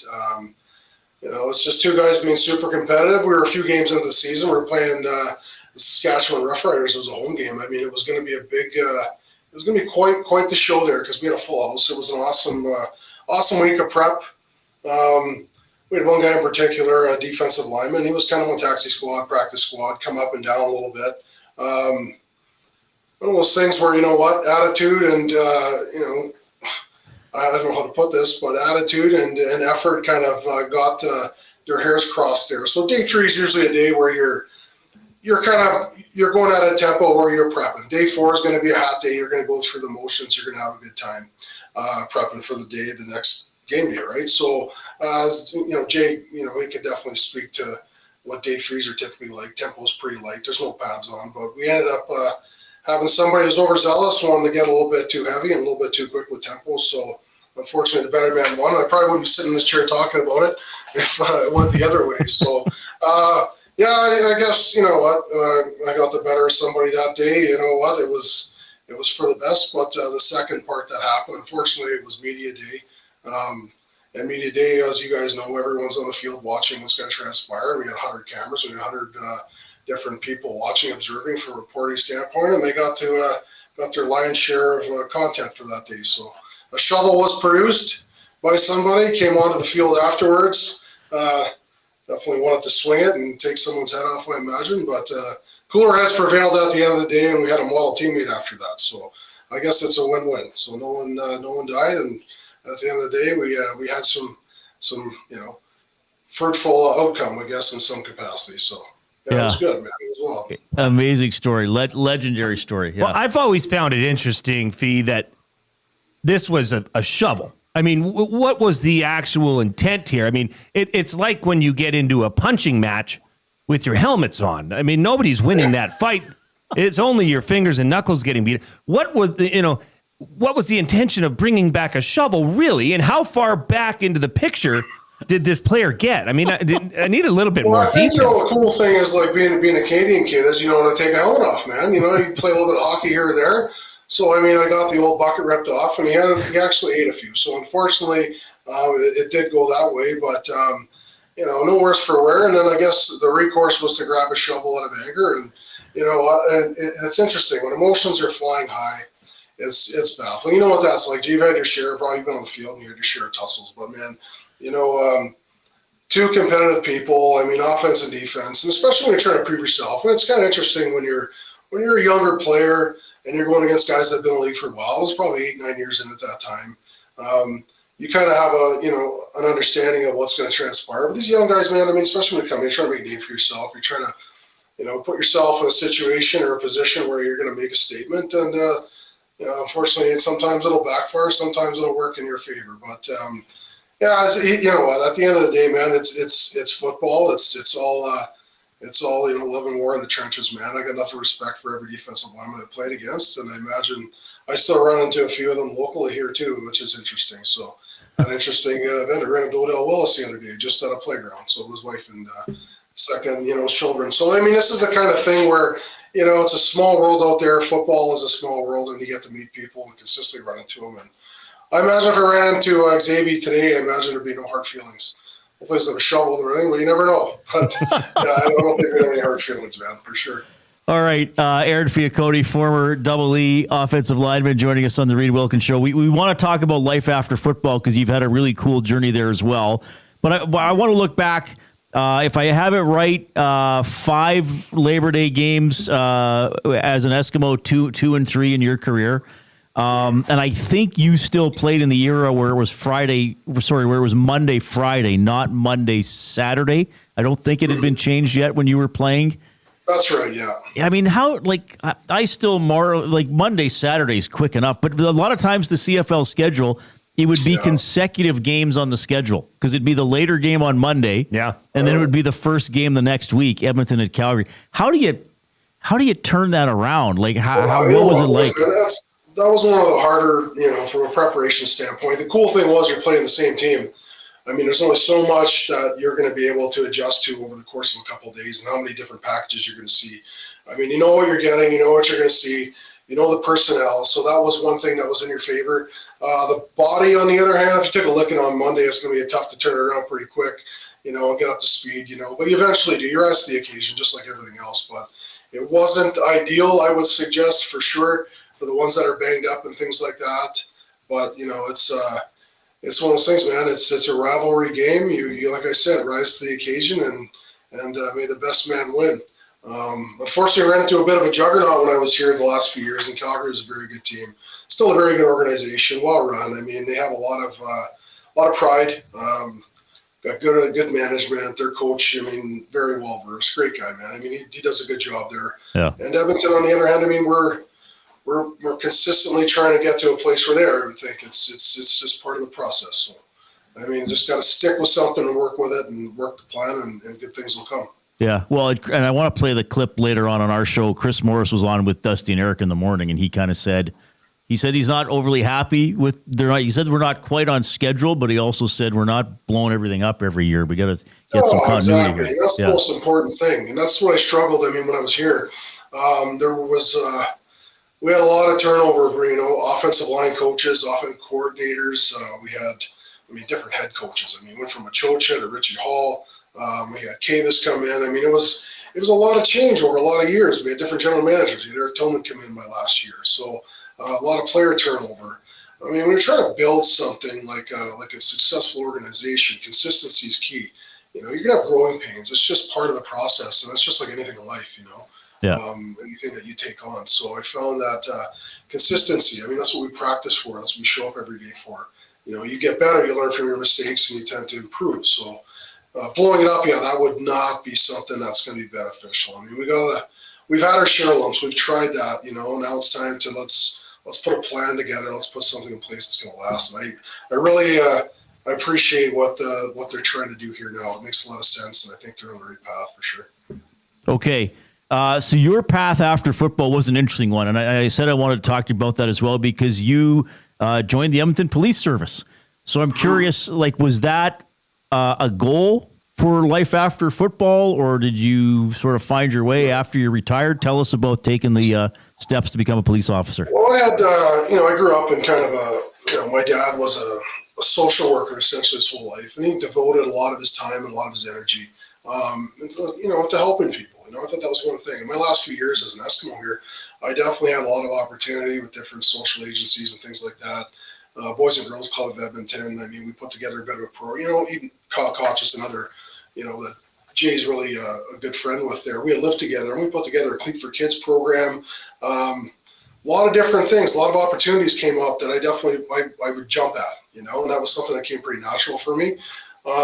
After football, I did wait a bit of time before I got into the policing gig. I lost my father in 2014, which was one thing that kind of really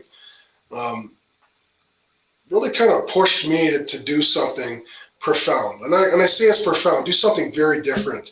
I didn't anticipate always wanting to be a police officer. I never, of course, it's an amazing profession. It's an exciting job. It's something that's very dynamic. It will change you as a person and change your life, which was really something that you have to come to terms with when you do this. It's very, very specific work. It's very important work.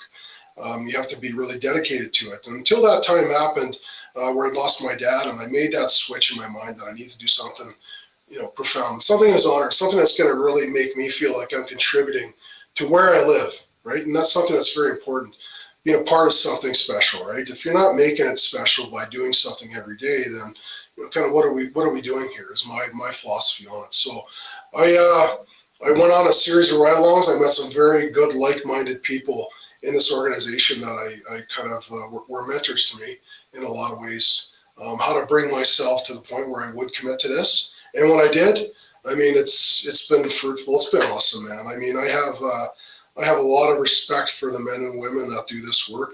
And when I got into this profession in particular, I didn't really understand how much EMS, fire, police, they insulate a lot of society from the bad things that happen, a lot of our community, bad things that happen. So that's why I found it very, very rewarding, and to be part of that, and to know that being an athlete, the attributes that we have, the competitive nature, the willingness to do the right thing, integrity, showing up, you can be counted on. You're good in a team environment. You're in a locker room environment, essentially here with like-minded individuals. Do you function well together? All these things that we've kind of taken through like our sporting background, what you commit to, it kind of, man, it's just a natural progression, right? It's just something that, it parlays really well with police work and first responder work for that matter. So it was something that as soon as I got into it, I knew I made the right choice, and I haven't looked back since. So it's been pretty exciting, man. That's an amazing answer. And you actually pre-answered some questions I was going to ask you about being an officer, still scratching the itch of, teamwork and feeling united and being a part of the community. So, I mean, that's awesome. I loved how you explained that.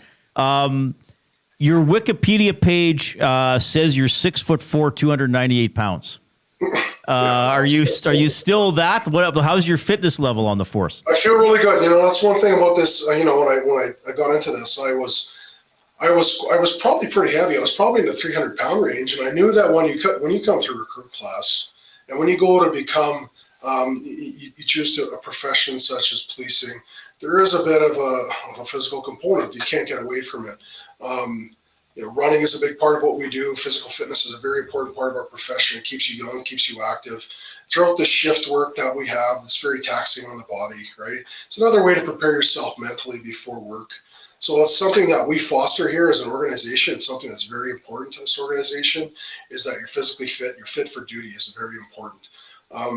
Because lives are on the line a lot of the times. I know it may sound dramatic, but this is something it's very true, because you have to be at your best at all times. You have to be able to perform at a high level.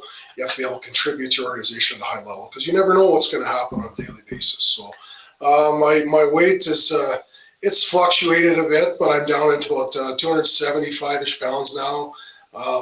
In the role that I'm in now, it's very kind of, it's been a bit run intensive lately. So these guys are, they're showing me the ropes when it comes to getting my 5K time up and running some hills and things, but never been a natural runner. You guys would probably be able to tell that pretty quick, but yeah, no, it's been a fun part of the job. Going on to just over 45 now, going to be 46 this year. And this is one of the things it's made me, manage my time really well as well, and manage my abilities. And I feel pretty good. I'm going to leave it at that. I feel pretty good, and this job's kept me young in some capacity. So, yeah. Well, we are joined by doubly alum Aaron Fiacconi. I have another one here for you, and I want to get back to the current team. And look, as a guy who played offensive line professionally, what do you see from this current offensive line unit that they're struggling with consistent play?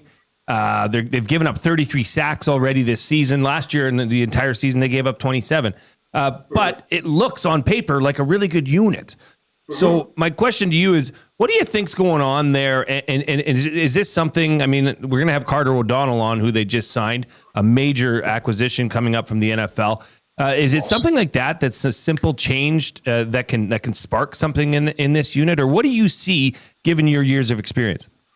Well, I know that continuity on an offensive line is huge, and that's one thing that's very important. You have all the talent in the world, man, but if you can't communicate and you can't, rely on the guy next to you, and you can't understand what each other is doing consistently, style of play, things like that. Some of the best teams I've had and the best teams I've played on, we had some of the most successful offensive lines. We weren't the most gifted athletically. We weren't the most sound offensive line. We played well together. We enjoyed playing together, right?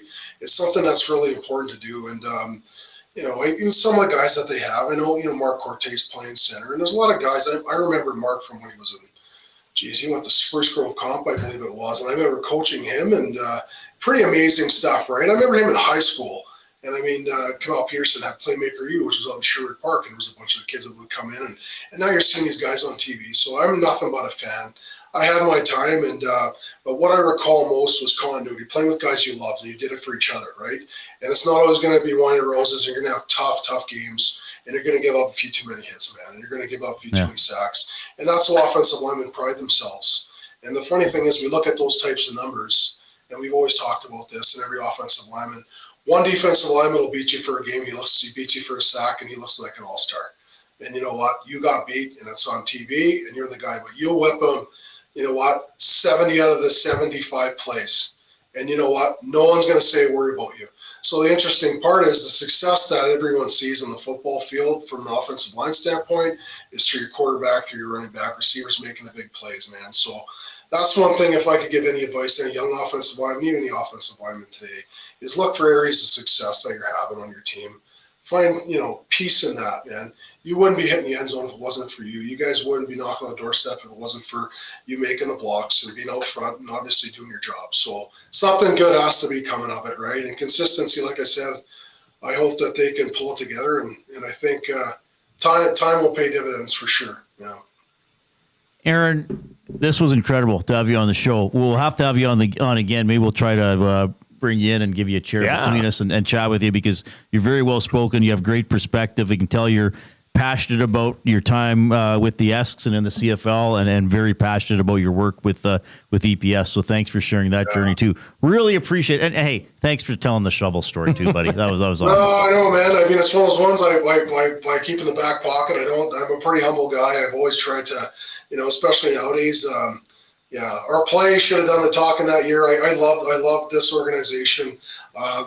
Edmonton afforded me a lot of great opportunities. Love the city, man. So, and what you guys are doing, like I said, I told Reid earlier, I really appreciate what you guys are doing too, man. You're keeping sports relevant and really special in this community. So keep doing what you're doing, man. I love what you're doing. I love listening to it. So it's exciting, man. I'm proud of you guys.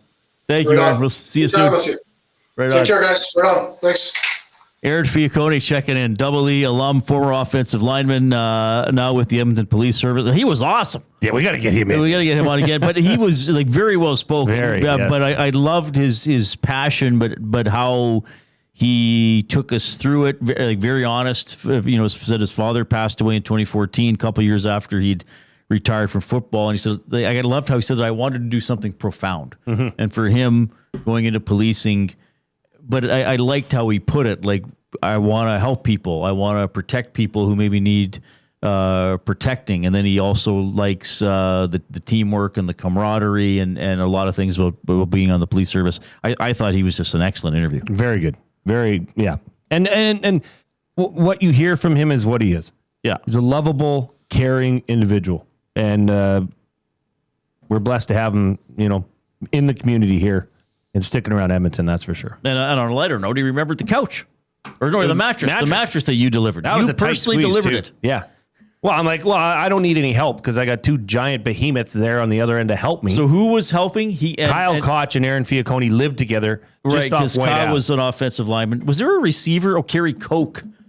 It was spelled like Koch, but it was Koch. Right. Side note. Yes. Okay, so you delivered a mattress. Yeah, it was a tight squeeze. It was a big old king for that guy. But they offered to help. Oh, yeah. Okay, good. Beverages included. That's a bit. Did you know either of them? Oh, yeah. Yeah. You knew Aaron as well. Yeah, okay, through Kyle. Yeah. All right. Yeah, great guy. That was an awesome interview, and that I love doing that, catching up. it's shining the light on, you know, what some former players are doing, because a lot of alum of the Esks and, you know, the Elks, they stay in town more than I even know. From years of talking to them, you still find out, oh, this guy's here. Did you know this guy does this? Oh, this guy would tell a story. Did you know he does this? Or so I love doing that type of stuff. Awesome interview. That was Aaron Fiacconi. We will have a current Elk on the show in about half an hour. The new guy, Carter O'Donnell, offensive lineman, back in the CFL now after a few years in the NFL, former U of A Golden Bear. So we'll see what his mindset is joining the team mid-season. Here comes the Coop.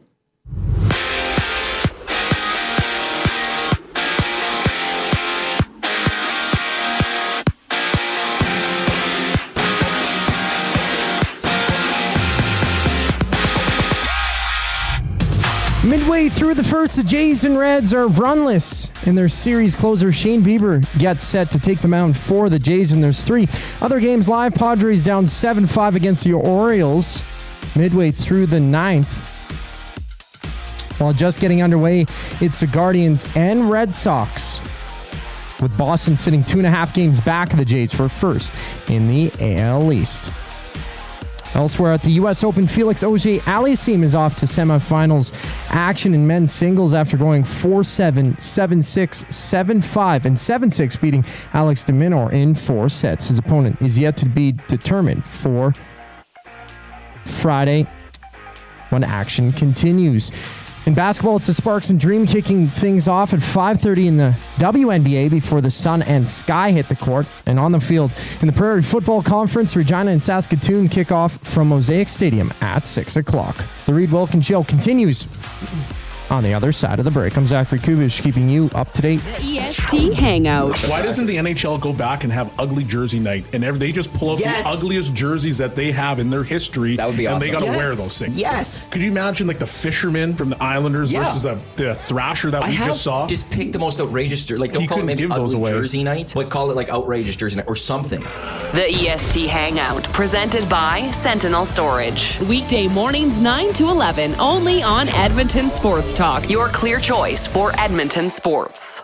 Win big this NFL season at the Canadian Brewhouse, presented by Bud Light. You could win a trip to Super Bowl 60, plus prizes like smokers, Bud Light coolers, and a trip to an NFL home opener next season. Enjoy $1 off Bud Light and Budweiser tankers. Details at thecanadianbrewhouse.com.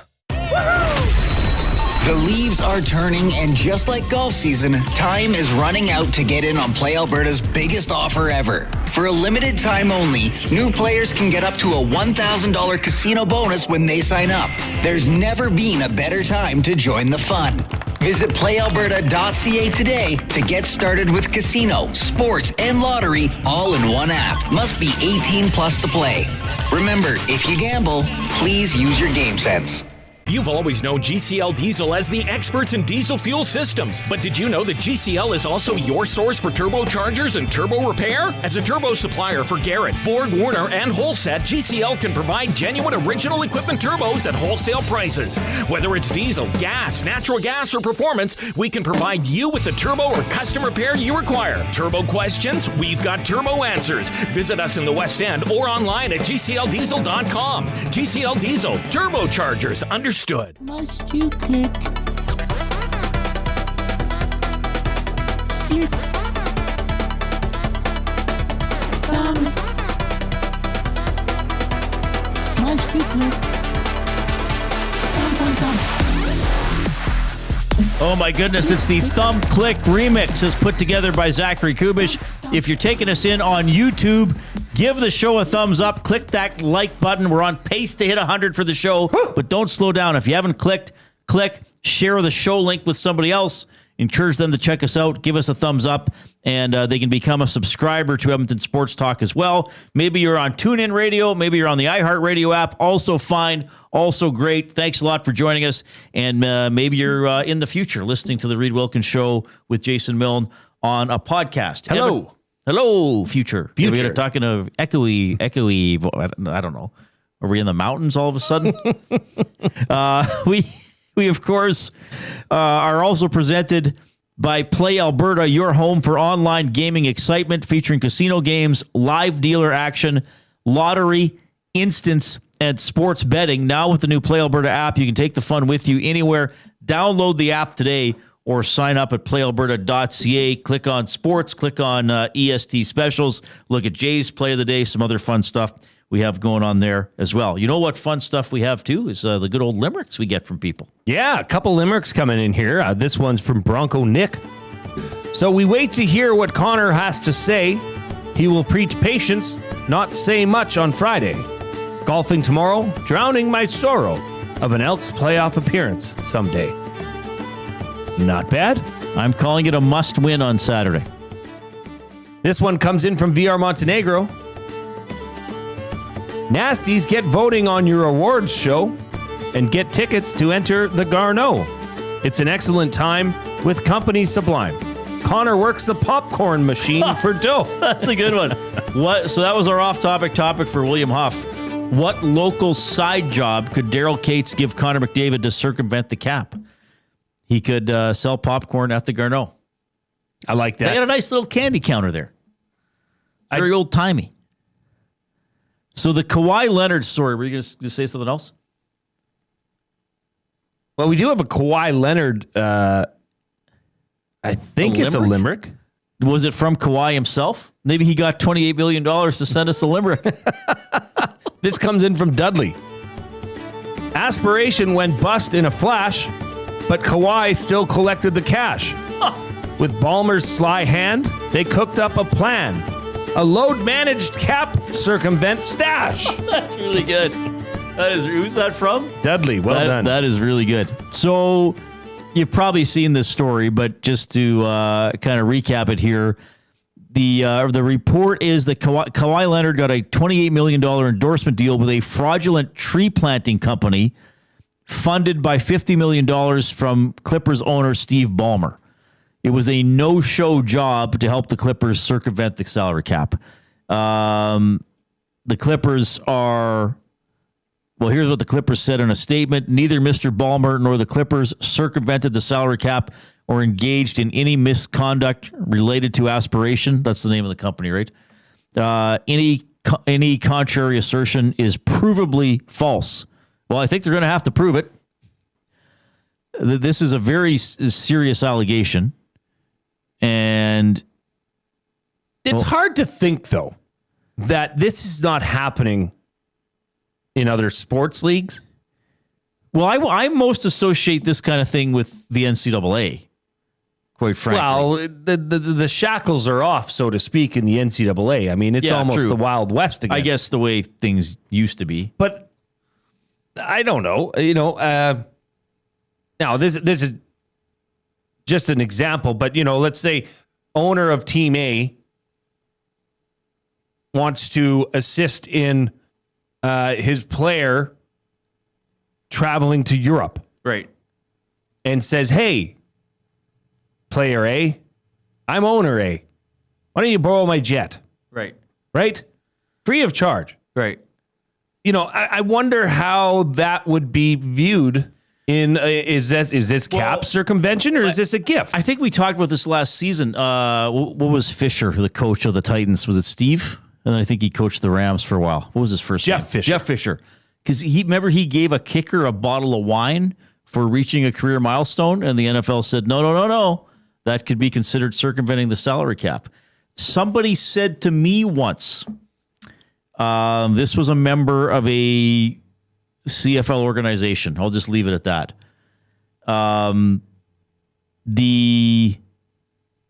Mike Riley would appear on 6:30 Ched every week as part of the Tuesday night. I think it was Tuesday night quarterback. He came in Tuesday night and did half an hour with Morley.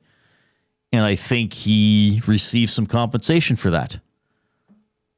If you push that could be like, well, even if the radio station's paying him, is that right? Is that another, he's making more money by being a player who is the rights holder for the team. Who is also the rights holder, so there are things like that. Mark Cuban, who owns the Dallas Mavericks. Owned. Wow, I just messed up all the information there. He's still a minority owner, I think, isn't he? He sold the bulk of his shares. You're correct. He says, I'm on Team Ballmer. This was a statement he put out. As much as I wish they circumvented the salary cap, Steve isn't that dumb. If he did try to feed Leonard money, knowing what was at stake for him personally and his team, do you think he would let the company go bankrupt, knowing all creditors would be visible to the world? That's a very interesting point, because this company, Aspiration, right, was the tree planting company, was a do-good company. Yeah. Had their own issues of the frauds. Yeah. They were convicted as frauds. And yeah, to have this outstanding would have been public information. Right. And just think of the dollar value here. They were bankrupt. It was a $50 million company. Steve Ballmer passes that in the morning, right, in the bathroom. Right. I mean, he is a very, very wealthy man. That's chump change to him. So it is interesting that was brought up by Mark Cuban. Right. He says, this is peanuts we're talking about here. It'll be, and I guess as someone who works in the media, I would like to think that the person who reported this would not report it if he was darn sure. But again, Cuban, from a logic standpoint, makes a good point. Is like, do you think these people are this stupid? Now, they might be, or they might have just made a stupid decision. But if this is proven to be true, and the NBA believes it to be true, this could devastate the Clippers franchise. Like, I would think there would be multiple fines, draft pick losses, stuff like that. I wonder how much they can do. Can they force the sale of a team? You know what I mean? They forced, what was it, was it Sterling to sell the Clippers? No, he was caught on tape making some inappropriate remarks. Mm-hmm. So I guess they could. It's rare. I would think they would just fine and take draft picks away till the cows came home. So once again, this is completely hypothetical, but I'm just putting this out there. So if Daryl Cates wanted to give Leon Draisaitl a wedding gift, could he? I don't know, actually. That's a good point. Or would it be, if it had any monetary value, which I'm sure it would? Oh, well, a lot of times you give cash for a wedding gift, don't you? Yeah. What if we gave him a couple duffel bags? Yeah, that's a good question. I'm just Maybe you got to be careful with hypothetical stuff like that. Yeah. Hula Boy Steve says, if only we had an EST legal analyst. When is he on tomorrow? I don't know. Macramella. Yeah, I'm sure he'll have something to say about it. Yeah, I find this interesting. I mean, I know we don't talk about the NBA as much, but it is an interesting topic. And I do think if this is going on, it makes you wonder how often it's going on, why the Clippers would be so silly to try to do it, or maybe it's really hard to get caught unless there is a bankruptcy and things become public record. I don't know. I have a hard time thinking this isn't happening a lot more than one would think. Just saying. That's just my opinion, and mine only. Yeah, but no, obviously we got to speculate here. We're kind of a long way from it, but it is interesting to see how it's going to play out. But again, I think if they're found guilty by the NBA, they will have several books thrown at them. Mm-hmm. 780-218-9999 is how you can text the afternoon inbox, presented by River Cree Resort and Casino, home of the kitchen restaurant. Sundays and Mondays, 50% off the entire menu. That's available Sundays and Mondays, 5 p.m. until close. All right, Carter O'Donnell from your Edmonton Elks is coming up. We're going to have to figure out what we're going to do for a fantasy football league for the show in the next hour. We'll have the words of the day, 5 o'clock break, and then the Cube with an update. Two guys and a goalie. Edmonton, if they would have had the ability this season, say they don't win the Stanley Cup, if they only had the ability to manipulate the cap, they would have won. No one, or at least we shouldn't be having those conversations. Did you want to hit on it? I love it. It's about time. I think the league doesn't want another instance where they have star player sit out the last few months of the season. Two guys and a goalie, presented by GS Construction. Tuesday and Thursday afternoons at noon, only on Edmonton Sports Talk, your clear choice for Edmonton sports. Looking for quality building materials and friendly advice? Visit us at Windsor Plywood Leduc, family owned and locally run since 1993. From interior materials for doors, flooring, baseboards, and all the finishing touches to all you need for your outdoor projects like cedar lumber for decks and fences. Plus, all the plywood you'd need. Our full-time on-staff carpenter can help with anything odd-sized or custom. And from domestic hardwoods to exotic selections, we've got you covered. And if we don't have it, we'll track it down for you. Windsor Plywood Leduc. We're the experts you need to know. Weiss Johnson, whoa. Looking for a smart alternative to heating and cooling your home? Hi, Dennis from Weiss Johnson, your cold climate heat pump specialists. We'll explain how Trane heat pumps offer a reliable, cost-effective heating and cooling solution. Order your Trane heat pump now and take advantage of the Canada Greener Homes Loan Initiative. Trane, it's hard to stop a train. From the most experienced HVAC company around, family owned and operated for nearly 50 years. Visit weiss-johnson.com. Back to school? Really? Yay! Really? As things settle back into a routine in your home, you may need extra space. Sentinel Storage is here to help with a store near you. Try 4 weeks free. Visit sentinelstorage.ca. You know Dawn. Everyone knows Dawn. Dawn from Frontier Cartage. That's right, it's me, Dawn from Frontier Cartage, where we're setting the standard for cartage service in Edmonton and beyond, offering city cartage, Alberta highway, short haul deck, and more. My team and I are bringing our years of industry experience and expertise to every mile. Join Dawn and her boys in a new chapter in transportation excellence, dedicated to exceptional service. Call Dawn at Frontier Cartage, 587-222-5826.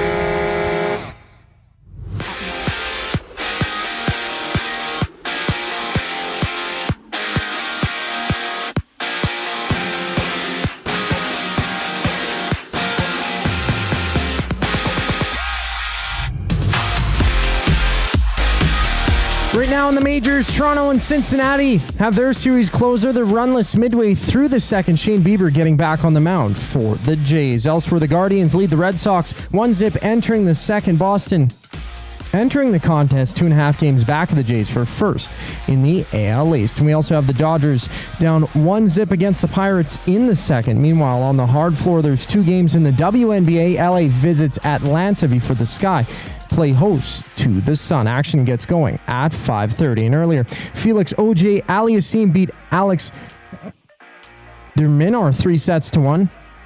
He'll be back in action on Friday for the semis. I'm Zachary Kubich. That was your sports update. The third and final hour of the Reid Wilkins Show starts right now.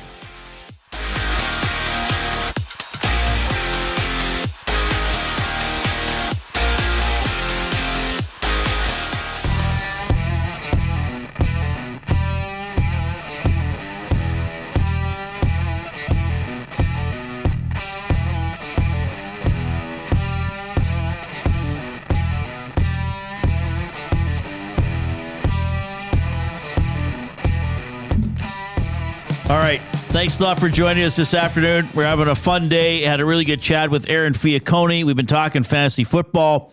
We've been talking some Oilers and McDavid's likely upcoming contract extension. Some players skating as part of the captain's skates. Sounds like McDavid might make some remarks to the media on Friday. So I'm going to be going down to the rink. I'll probably go the next 2 days because 10 a.m. through the skates. See what's going on. Yeah, that's all happening. Jason Milne is here as well. The Coob is here. Coob, how are you? I'm all right. Doing good. You sounding good, baby. Yeah, you're doing great. Really good. Looking good, feeling good. You sounded like a barrel of baked beans. Oh, I can get with some beans. Beans and toast. PTK. That's how we roll. Primetime Coob.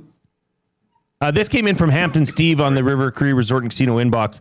The last time an NBA team got caught for this level of cap circumvention was the Minnesota Timberwolves in 1999 when they signed Joe Smith to a 1-year, $3 million contract with a promise to sign him to a long-term $86 million deal the following season. The T-Wolves were fined the following: 5 first-round picks forfeited, $3.5 million fine. Smith's most recent contract was voided. And his bird rights were stripped away. His what? Bird rights? It must be a mistake. Some sort of rights were stripped away. His bird rights? He can't own birds. I think he wasn't allowed to own a flamingo. No budgies. Yeah.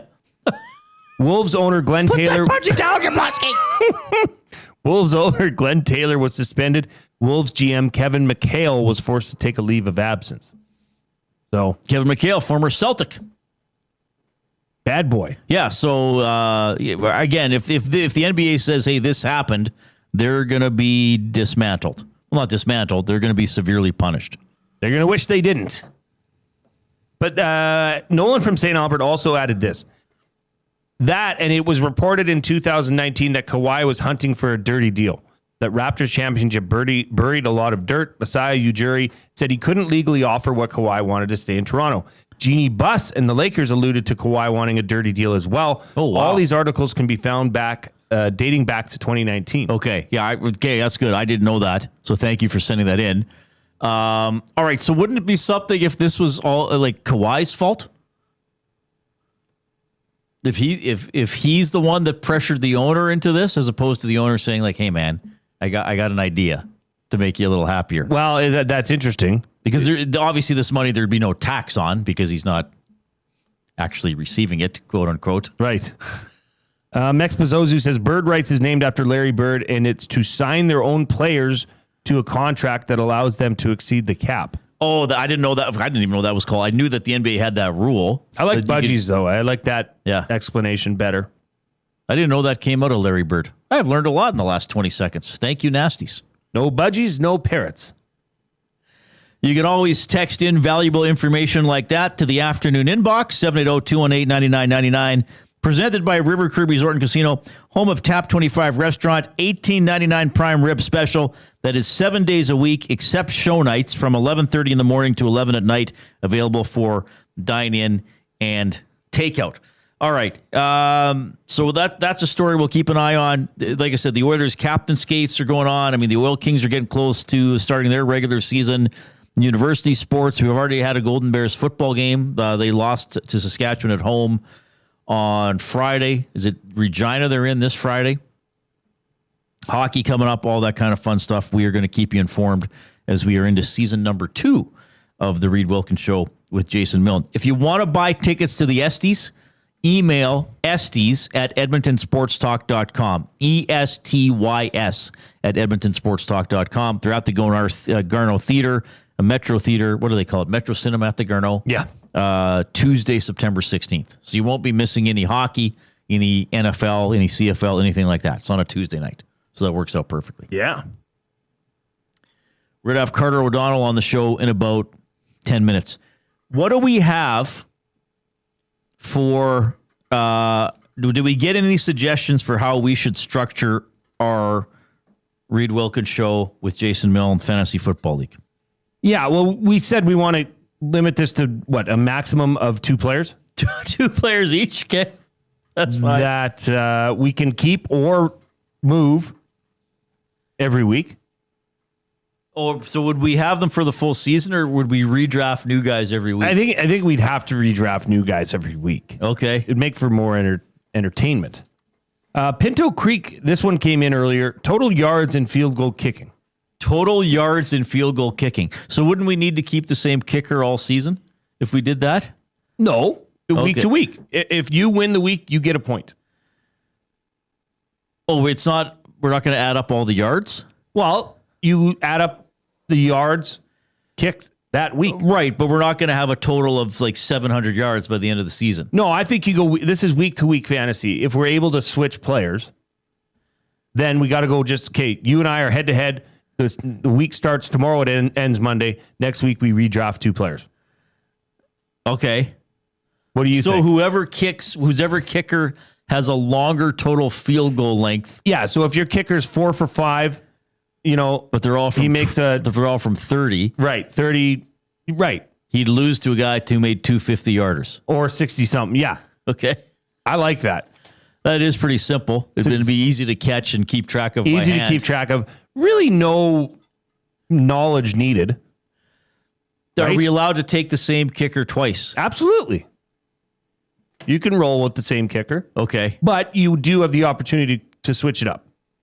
Okay. So one that's one category. One category. So we are total field goal length in a game. Yeah. So kicker. You're keeping track of all this? Total length of field goals made. This is funny. Right. Do we subtract misses? Ooh. Is that too much math? Wow. I'd say if it's not easily findable in a box score, maybe not. Okay, just total yards kicked. Successful field goal. Successful field goal. All right. We need one other position. Well, we could do receiver or running back 100-yard game. Not lines, not yards from scrimmage, your specialty. Or we could do just touchdowns scored by a receiver or a running back. Sure. What if there's a tie? That point carries over to the next week? I don't know. We got to figure that out. Well, there probably won't be tie in. It'd be very hard to have a tie in kick. But we're not gonna get a point per yard. We're just gonna add up.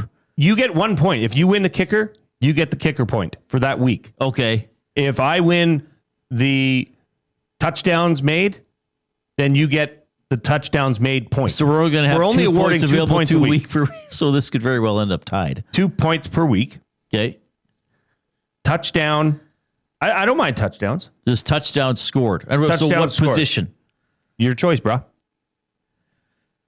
Well, we could randomize it every week. Sure. We'd have to mix defenses in. Would we have to? We'd have to. Okay. Have defense week. Woof, woof. So a touchdown. And then if we did quarterbacks, would it be touchdowns they score or that they produce? You know, if we did want to make this a little bit more interesting. It's getting more complicated already. It will very much so. We could add quarterbacks in and just make them a position. So kicker and quarterback. Those are the 2 positions that we draft.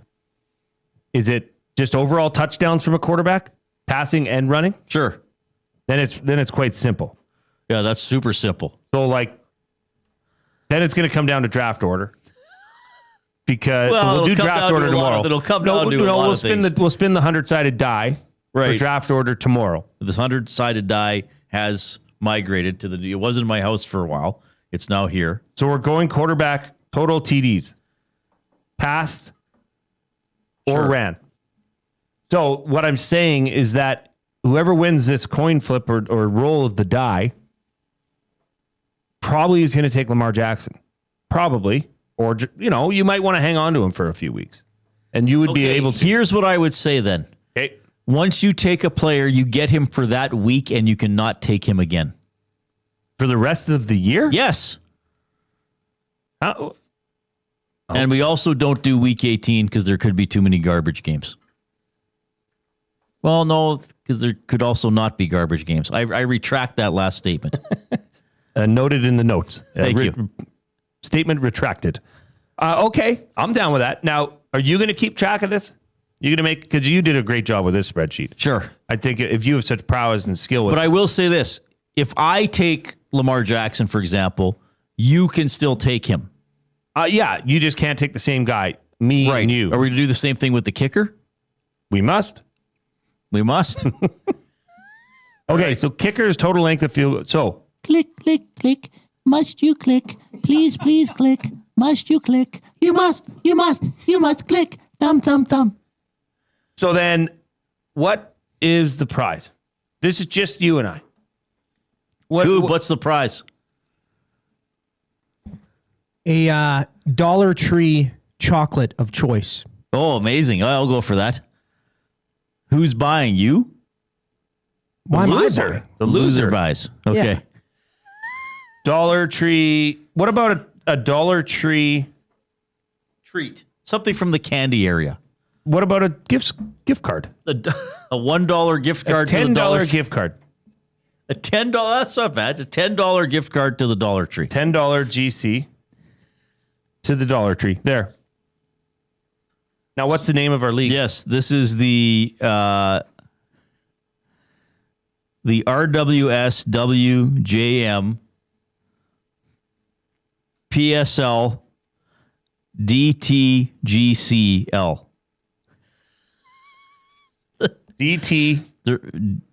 GCL.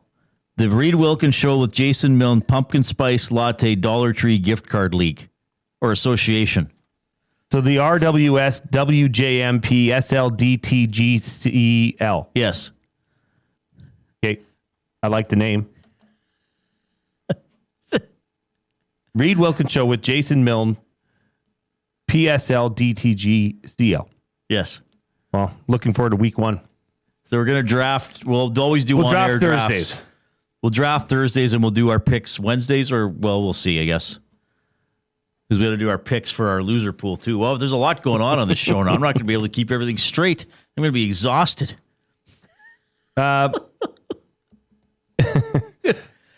What can we add to the end of the RWSSWJMPSL DTGCL for adults?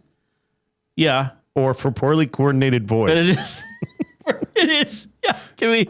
That should be the prize. You get a tour of the St. Vincent School for Poorly Coordinated Boys.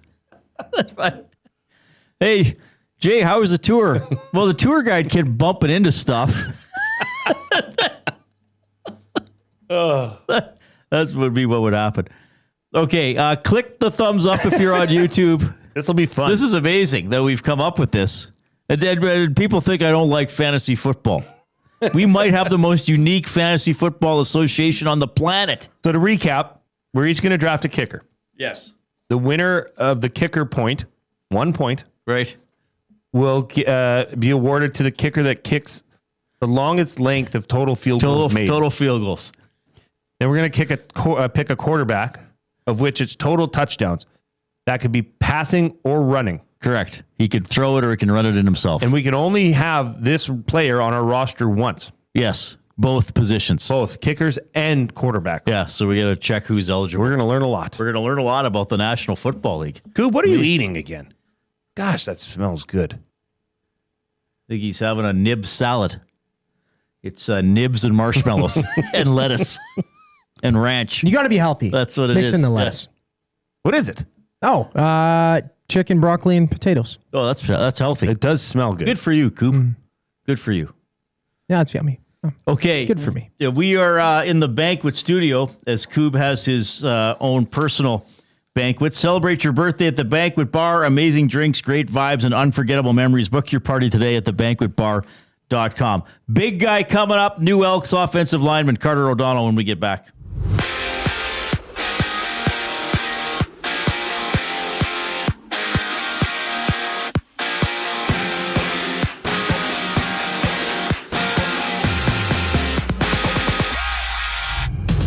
Bottom of the second, the Jays trail the Reds 5-0. There's 2 outs for Cincinnati with a runner on second. Shane Bieber pitching for Toronto with all 5 runs coming in the second inning. And 2 other games are live, both in the second. Cleveland has stormed Boston 4-0, while the Pirates are up 1-0 on the Dodgers. And from the U.S. Open, Felix Auger-Aliassime has punched his ticket to semifinals men's singles action after beating Australian Alex de Minaur 3-1. His opponent is to be determined. Action continues Friday.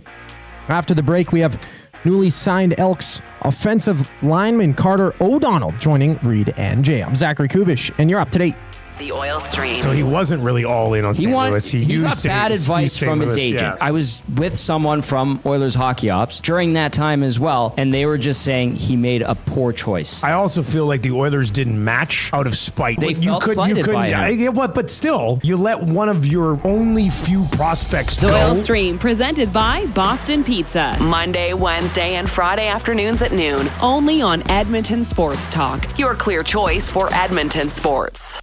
The leaves are turning, and just like golf season, time is running out to get in on Play Alberta's biggest offer ever. For a limited time only, new players can get up to a $1,000 casino bonus when they sign up.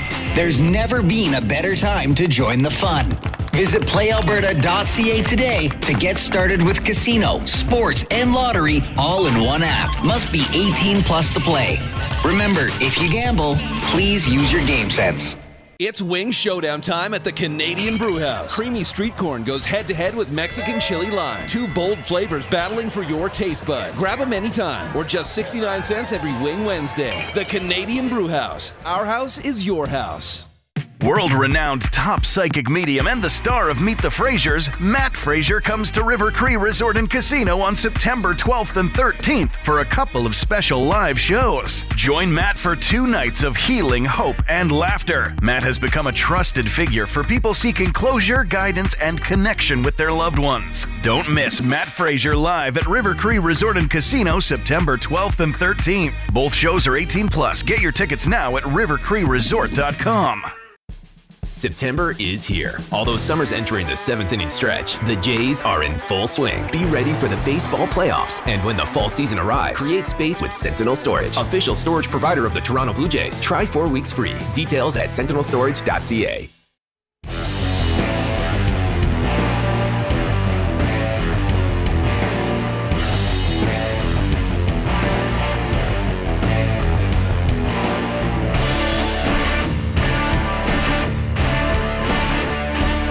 All right, thanks a lot for joining us this afternoon. Big game coming up for the Elks. Still have playoff hopes, but they got to get some wins here. Coming off that Labor Day loss, they will host the Stampeders at 5, play Alberta Field at Commonwealth Stadium on Saturday. Our coverage will commence with the Green and Gold kickoff show at 4 with Jason Milne and Matthew Owanek. Now, a very significant signing yesterday as the Elks inked offensive lineman Carter O'Donnell to a new deal, and he joins us now. Carter, you're on with Reid and Jay. How are you doing? Good, thanks. How are you guys? Doing great. I know you've probably done thousands of interviews in your life, but you were on my old show with me, I think, when you were maybe going off to the East-West game. I can't remember, but definitely have talked to you before. I'm going to dive right in here. Are you playing on Saturday? Can you tell us that? I'm not sure yet. I'm not sure what kind of role they want me to fill right now, but I'm just whatever role that is, I'm just going to do to the best of my ability to help the team win. Okay. Well, how does this all feel? I mean, you've been in the NFL the last few seasons. Obviously, you get the contract yesterday. Like, just tell us about this stage in your life, making the decision to come to Edmonton, come to the Canadian Football League.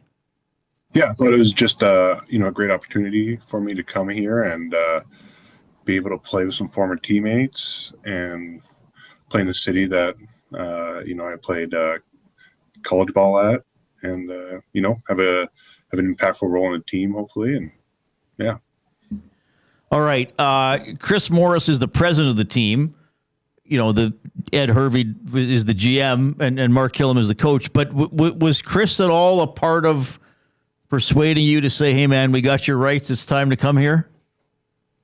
Yeah, I think Chris is definitely a mentor, and he's definitely kind of whispered in my ear the last year or so. So, okay, all right. So a little bit of an influence there, I guess. How do you explain to people if there is a major difference, like blocking in 4-down football in the NFL, like you were doing the last few years, and now doing what you're going to do in the CFL, and maybe you were doing in youth sports with the Bears a few years ago? Like differences between kind of down south and here. Yeah. I think for me it won't be too big. I'd say if I played maybe center, that'd be probably the biggest difference. But no, I don't think. I think like O-line, line, probably kind of the least difference, I'd say. Yeah. What were some of the biggest lessons you take out of your time in the NFL? Like, was there somebody you really learned from, or some moments that were, I don't know if I want to use the term light bulb moments, where you were like, oh, okay, that's pro football. I'm taking some steps here. I'm absorbing a lot of knowledge.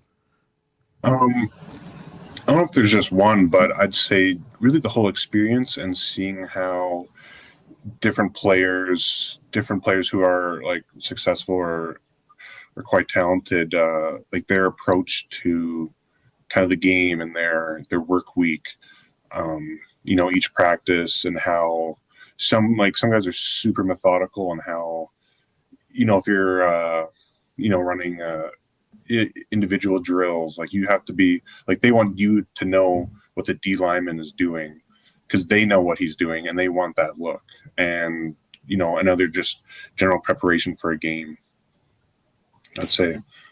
We're joined by Elks newly signed offensive lineman Carter O'Donnell. Carter, you mentioned it earlier. You played at the U of A. You were a Golden Bear, a very high prospect coming out of there. You ended up going down to the U.S., playing for the Colts, playing for the Cardinals. What has changed the most in your game from, coming out of U Sports, even if you were to go to the CFL, that's a massive leap. But you're going from U Sports to the best football league in the world, in the NFL. What was the biggest aha moment for you going there? And what do you think has changed the most in your game, with your years of experience in the NFL now? I'd say like what I got away with in U Sports was I feel like I was kind of more, I was strong enough and athletic enough. I could get away with maybe poor technique or, just kind of like mistakes like that. But once you get, to the NFL or, obviously the CFL as well, like you can't make those mistakes. Like those D linemen in front of you now they're better athletes than you. They're good at what they do. So, I think just knowing like how important it is to really hammer your technique, understanding a play design to give yourself the best, opportunity you can be to be successful in it. How excited is your family? You've been south of the border playing professional football. You went to Lindsay Thurber and Red Deer. You came up to U of A. Now you're back in Edmonton. Your family must be elated. Did this have something to do with the decision? Because look, I'll be honest.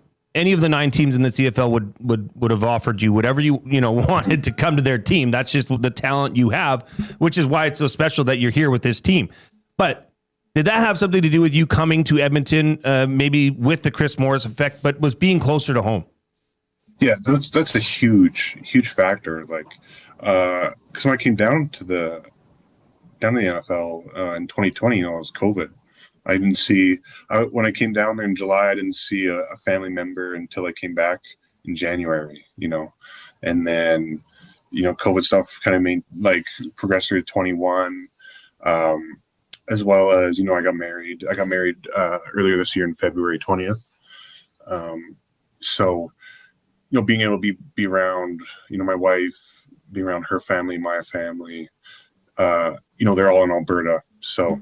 It's a really huge factor of, now I can, just this weekend I could go see like after, on a day off or whatever, I can go see my mom or, I can go see some family. So that was a huge, played a huge role in that decision. Now you're traditionally listed and have played the offensive tackle position. Is that what you're assuming you're going to play here? Or is it, hey, put me in, coach, I'm ready to go?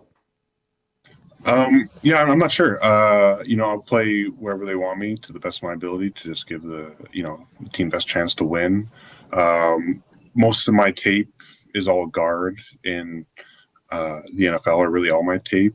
I played tackle and center and practices and stuff, but I don't know. We'll see. Okay.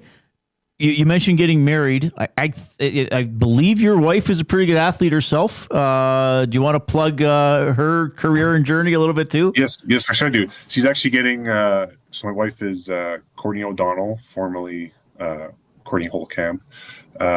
She plays on the Canadian women's rugby team, and she'll be getting her 50th cap this weekend when they play Scotland. Yeah. Okay, so how tough is she? Probably tougher than me. Yeah, rugby, they don't wear a lot of pads in rugby. So no, they don't. a lot of hitting. Okay, well, I know you're busy getting acclimatized to the green and gold, and I know you've been doing other interviews and stuff, so thanks for making time for us here on Edmonton Sports Talk. We wish you all the best. If you debut on Saturday, hope you have a great game. If it's a week or two later, we hope that's a great game for you as well. The Elks, and I think a lot of fans are happy to have you. Thank you for coming on the show. Awesome. Thanks for having me. Right on. That is Carter O'Donnell checking in. So huge potential. Obviously a position set in which the Elks need help.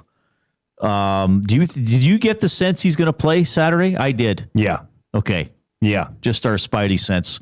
I appreciate the questions in the nasty chat. I'm sure Lingus knew I wasn't actually going to ask him this. Carter, are you going to save the season? I mean, he's not going to answer that.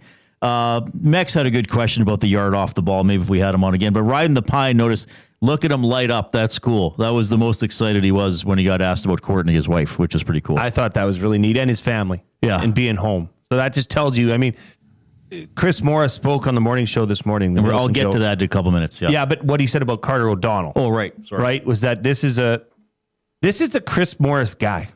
Okay? When Chris Morris played, he had a nickname. I won't say it here, but it was bad. He was a bad dude. He was known as a bad dude. And on the field, Chris Morris wanted to disable you in any way he could within the guidelines and rule book of the game of football. Well, sometimes outside of it. Right. That's Carter O'Donnell. I watched Carter O'Donnell with intent at U of A. This was a beast of a man doing nasty things on the field. If you want to talk about the bone mentality, right? Brotherhood of nasty, when it was Eskimos, now it's Elks, that guy embodies it. So if you're Mark Killam, if you're Ed Hervey, and you're saying, well, maybe we should, no, this guy can play. You just say, block that guy, and that's your job. Okay, we can do that. And it was actually nice to hear that he is comfortable at the guard position as well, because that's what he was playing in the NFL. But up here, whether he plays guard or tackle, I'm not sure. They might throw him in at guard to get him acclimatized to the offense. Do you think they need him more at tackle? Long term, possibly. Okay. I just don't know how comfortable a guy like Brett Boyko is moving inside to guard. Whereas Carter O'Donnell has already been doing it in the NFL. Okay. Because run game's a run game is a run game. Pass pro is pass pro. It doesn't matter if it's 4 downs or 3 downs or the field's 60 yards or however wide the NFL field is. You know what I mean? I think it would be easier to inject him in at the guard position for now. And then once he gets a little bit more understanding of the extensive playbook, right, then you can maybe ship him out to tackle. Okay. Do you think... I mean, neither ones look great. Do the Elks need more help pass blocking or run blocking? I mean, they couldn't run the ball. Run blocking. Yeah. Yes. Because you got to give Rankin. There were a lot of good running backs, so I don't want to belittle what a lot of good running backs can do, but some teams, especially in the CFL, can get you 2 or 3 yards for free. Yes, exactly. And that's something the Elks can't get a yard. Right. Most of their, a lot of their runs are negative yards. Because if you can get Rankin 3 for free, he's going to get at least 2 more on his own. Probably. So then you're second and 5. And that totally changes and opens up your playbook. It's huge to have that. Now, the run game has been pretty good up until the pass game has been pretty good up until last week in Calgary, or this past Monday, sorry. Yeah. The run game is where they need a lot of support, and you need big guys moving downhill, and that's what they just signed in Carter O'Donnell. Yeah. Yeah, I hope he plays. I mean, he is one guy in a complex sport with a lot of people. So, yeah, I'm not saying saving the season, but they need pieces like this, and, yes. and he's Canadian, which doesn't hurt. And this is sort of, and I've said I struggle with this myself as a season ticket holder.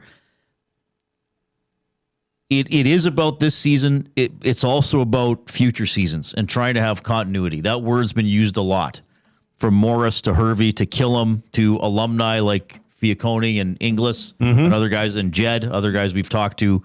But Chris Morris, the president of the team, was on the morning show, the Nielsen show with Lieutenant Eric today, and Dusty said, is your team on schedule as we kind of go through this rebuild? Yeah, Dustin, we're not on schedule for what I'd like to have for this fan base. Like, they really are. Like, they've been very loyal. The people we have left here in the stadium, we really want to win, right now for them. And I understand the urgency. And I understand there's been a long history here now. There's been 5 or 6 years here where we haven't really been a very good football team.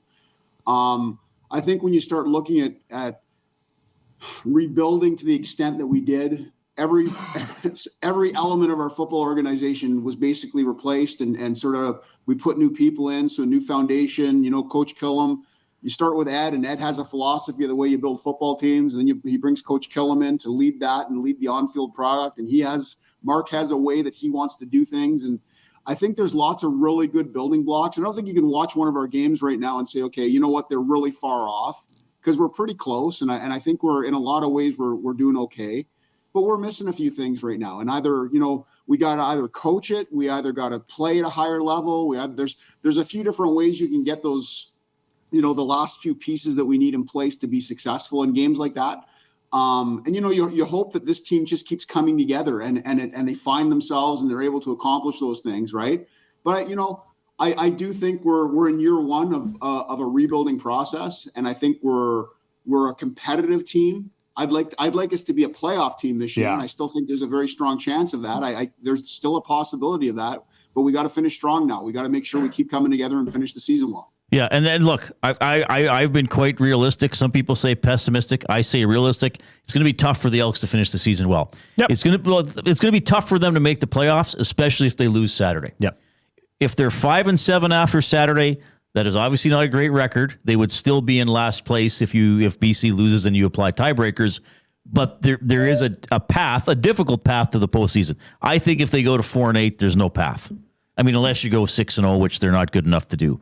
I appreciated Chris's answer. Like I'm glad he said we're not on schedule for what he wanted, because that's how I feel as a season ticket holder.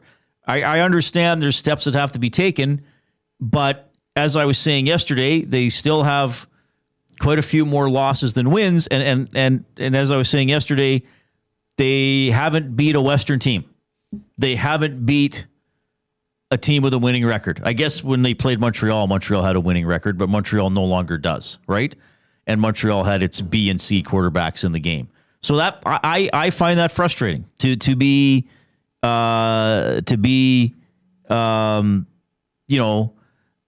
it would be nice if they had a win or two more, and maybe they went into Regina and won, or beat BC one of the two games, or went into Labor Day and won. So my expectations were not that they could win the Grey Cup this year, but maybe they'd be able to throw a couple big punches more often than they have. Did you find it encouraging though to hear that much honesty from someone in that position? Yes, for him to say we're not on schedule, I'm glad, because that's how I feel. Yeah. And he also said we got to coach it better in some occasions.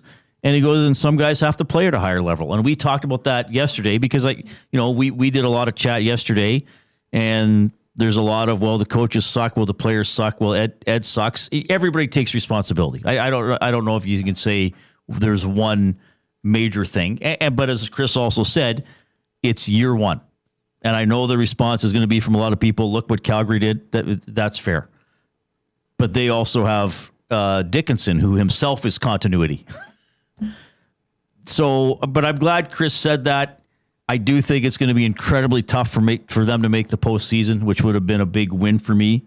Going out though and signing Carter O'Donnell. That's an obviously good signing. It's a massive signing. Yes. This is a player who, what would Carter O'Donnell be now? 25? I think he's 26. 26. Yeah. This is a player that can play another 10 years for you. This is big. This is a big time player that's coming home and chose this team because it's close to home. And because his old coach, Chris Morris, is at the helm. Yeah. I mean, he said, Chris was sending him notes for the past year. Hey, come back. Yeah. We need you. So in building this, Chris said, we have some pieces that we need to make better. Doing this is committing to that. And I mean, you can't fault a guy for A, being honest, and B, doing things to help the team. All right. Play Alberta Field, of course, at Commonwealth is where the Elks play. Play Alberta, the presenting sponsor of Edmonton Sports Talk. Make your bets count for you and everyone else with the Play Alberta app, with hundreds of player prop bets on the biggest leagues: NFL, CFL, NHL, NBA, Major League Baseball. You name it. You're not just playing for fun. You're supporting your province. Play Alberta revenue helps fund Alberta programs and services. Deposit $50 today with the promo code YAG50 and get an EST exclusive $50 free bet to get started. We had a couple of great guests today. We've had a lot of fun along the way as well. We'll get to your words of the day and buying or selling for Damon Bunting in the final segment.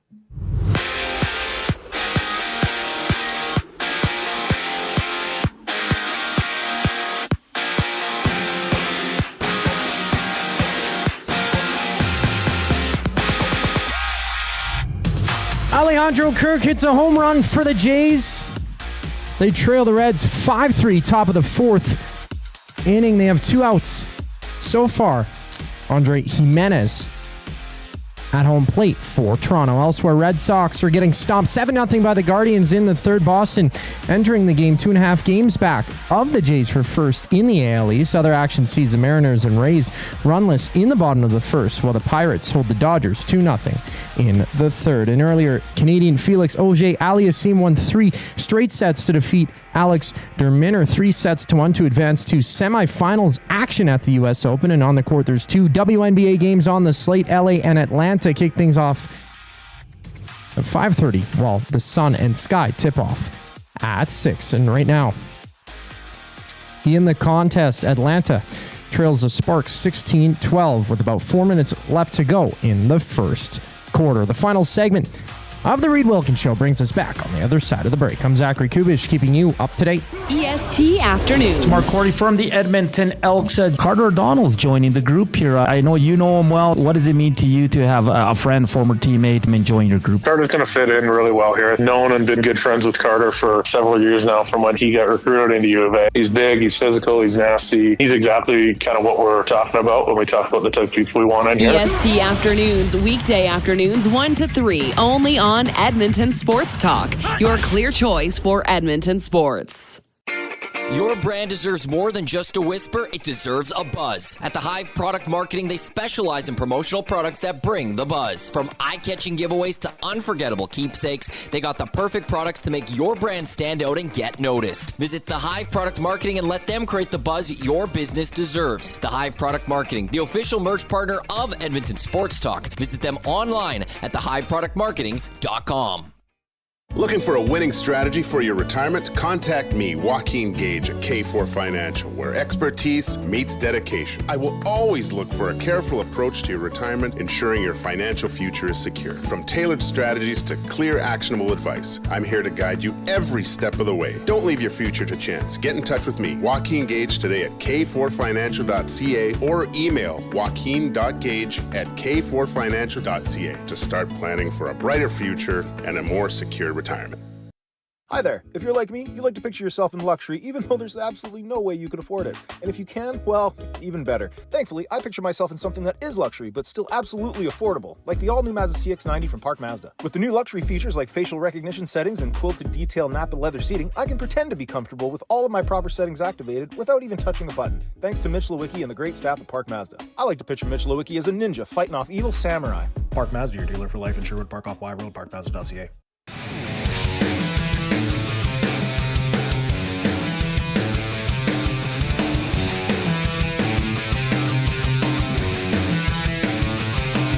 All right, thanks for tuning in this afternoon along with Jason Milne. I'm Reid Wilkins.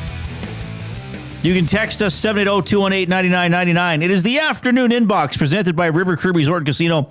Happy hour featuring $5.25 drinks available Sunday to Thursday, 9 a.m. to 7 p.m. We had a lot of fun with our off-topic topic for William Huff. What local side job, in quotes, could Daryl Cates give Conor McDavid to circumvent the NHL salary cap along the lines of tree planting and Kawhi Leonard from the NBA? I really like the person who suggested he could be the Talus Balls tour guide. I like that one quite a bit. I like my idea of maybe something to do with the corn maze, like helping lost people in the corn maze. Yeah.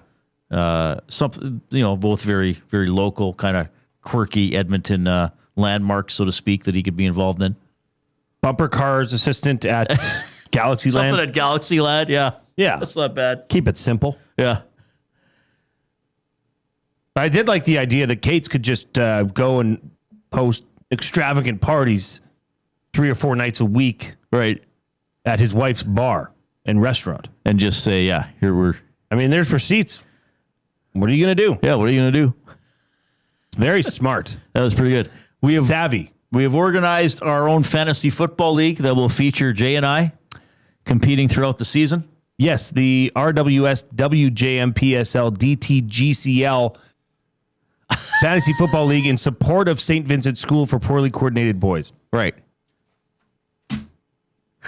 It's support of. Well, we have to keep it charitable. Yeah, well, we got to support them. So what does that mean, though? Does the winner of the $10 gift card have to buy something for the school? Have to split it with them? Like a padded helmet or some knee pads or something? Or soft pencils? Soft, yeah. Erasers? Nerf. It's all Nerf. Nerf. Yeah. And we're going to do a loser pool. So each week it'll be Coob, Jay, Hernan, and me. We're going to pick 2 NFL teams that we think will lose that week, and then you can't pick them again for the rest of the year. So I'm going with the Giants and Tennessee in week 1. And I've got the Jets and Seattle. Okay, Coob, who did you take again? The Ravens and Vikings. Couple big choices there. Just got to go with them early, you know? I don't mind it. And I believe Hernan took, I think he took Cleveland at home, and he took the Giants as well. Okay. Buying or selling for Damon Bunting, a consistent top-producing realtor in the greater Edmonton area for over 18 years. He and his team would love to help you find that right home or make the move from your current home. Community-driven, he understands what it takes to make a difference in our city. Check him out, DamonBunting.com. His Instagram handle is Damon Bunting Real Estate. So we have found a way to buy on fantasy football because there are things about fantasy football as it's now done and constructed and the hype around it that you and I would sell on. Yes. We don't need it to take hours of our life. We need it to add to our lives, not subtract from other areas of our lives. Correct. It's like, you hear these stories. It's like, hey, why didn't you pick up the kids? Oh, sorry, I was doing some ad drops. Oh, really, honey?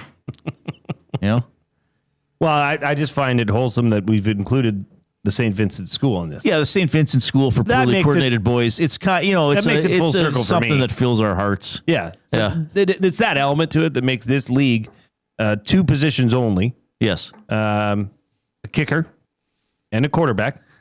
Simple yet satisfying.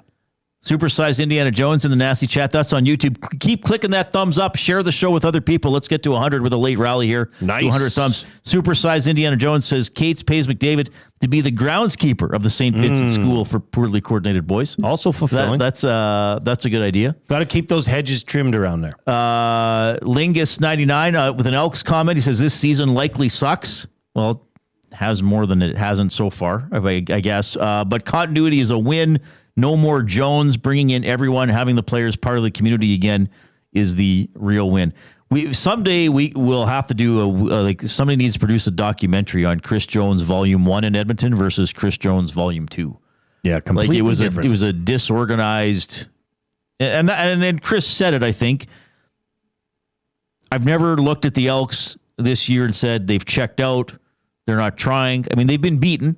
And I know sometimes when you're beaten, it looks like you're not trying, but they are. I think the effort and the attitude has been there, and the sidelines seem a little more organized. I mean, we've heard these stories that Chris Jones wasn't letting players know what time practice was until they showed up. He was like, show up to the stadium, and then I'll tell you when we're going on the field, which is the opposite of a highly structured sport like football most of the time. Yes. Yeah. Box number in the nasty chat. Sorry, box pounder. And then nasty chat just putting a laughing face. That could be at a number of things. Probably to what the big Uke said. All right. What else do I got to do here? Are we ready for it already? Are we ready for words of the day? I think we're here. I think we're at that part of the show. With Reid and Jay. Oh, I'm sorry. Did I break your concentration? What do they got to say? Say what again? What again? I dare you. Let's find Where's out. Dustin? English, do you speak it? Dustin can't believe what's happened. Dun, da, da, da. Oh, that's my thing. All right. Okay. Your first word of the day. This comes in from Riding the Pine. Remember yesterday he said he was Someone going in yesterday. to. Yep. So this is the word that he wanted me to give you. Jerkinhead. I verified it. We're not That's getting amazing. We're not getting hen weight here. There's an obvious spelling, but I'm guessing it's probably not that. Jerkinhead. Trust your gut. Seriously? Trust your gut. Okay. Jerkinhead? Yeah. Jerkinhead. Jerkinhead. Correct. That's actually a word. Is it? It is. Jerkinhead. It's not this, is it? Like moving your head back and forth. No. I don't know if I want to take a stab on it. At it. Did he provide a sentence? No. Or did you have to get one on your own? No, I don't have a sentence. So let me see if I can. Does it okay, so I'll ask some clues and you can deduct points off me as you feel is required. Does it involve a head, a human head? No. Does it involve any parts of the body? No. Okay. Does it involve movement? No. Is it a mechanical term? No. It's a noun. It is, okay, it's a noun, so it's a thing. Is it part of something bigger? Yes. Have I used this thing? Doubtful. Is it a wartime military type structure? No. Is it a cooking thing? No. Is it on an airplane? No. I think you better give me the definition. We're going to run out of time. A jerkin head is a hipped part of a roof, which is hipped only for a part of its height, leaving a truncated gable. Wow, there's other words in there I have to look up. Yeah. Okay, that's a fun word. You know what? 1 out of 2 is not bad. I did spell it, so yeah. Second word of the day, ostentatious. Ostentatious. Ostentatious. OSTENTATIOUS. Ostentatious means sort of... Jeez. I know that's me making that noise, but it still shocks me whenever I hear it.